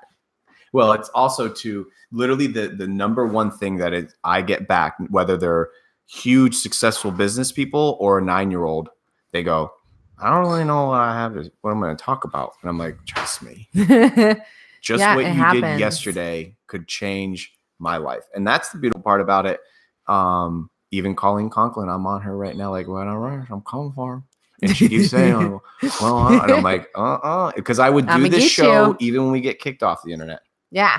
Like, I don't care. I would do it because I'm learning so much from the people that sit down at this chair in that moment. And did you feel the power? Yeah. I feel it. But that's what's going to give you your purpose. Mm. It was 4 a.m. What the hell's happening? I told, well, babe, you just missed it. I told her about the 4 a.m. talk last night about like, I want to emulate. I've come to like my next step is I want to become the next Mr. Rogers. If somebody were to ask me that right now, like, what are you going to do when you grow up? I want to be Mr. Rogers. Squared. But you're building that. I'm doing it just takes time. So of course now I'm already got that like that anxiety of like I gotta get up. I want to make it.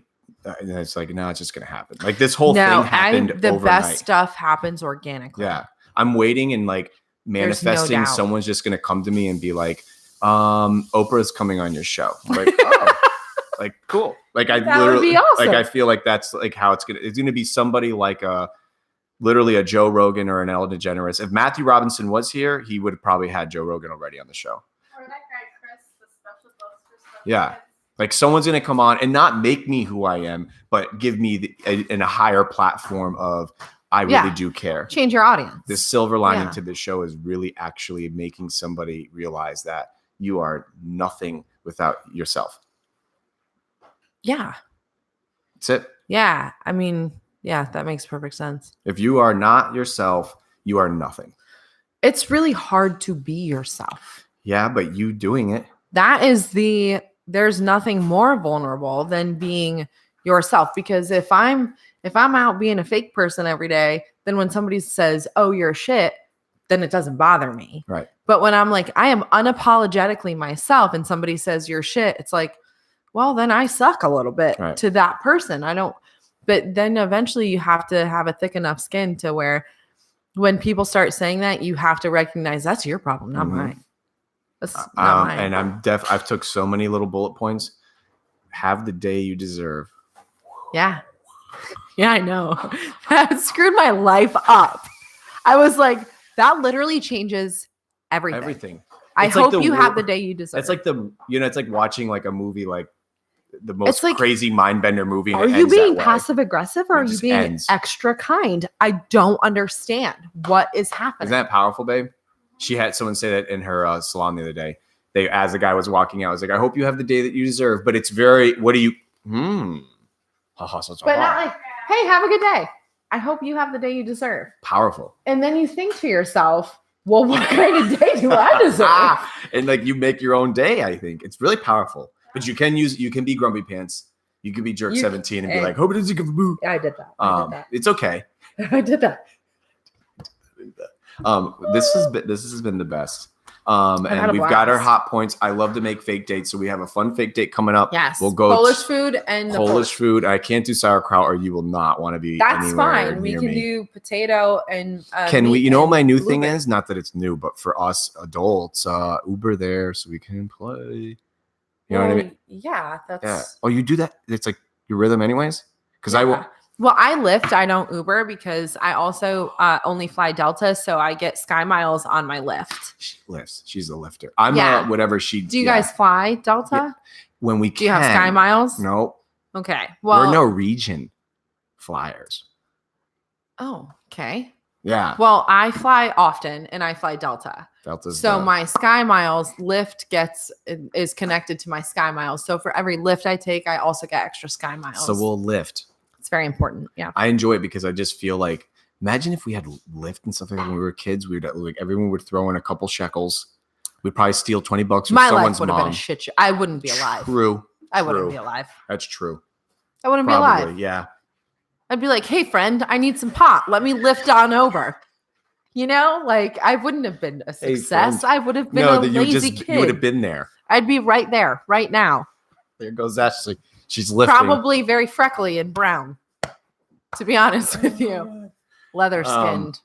So thank you again. Yeah, thank you for having do, me. We'll do. Can we do one too? Like as like. For sure. Okay. Let's reconvene in And the we've 2020. got to do. Well, I'll post everything on there. But what a show! This was a I had very a special. blast. I told you we were gonna have all the fun. I think we had at least most of it.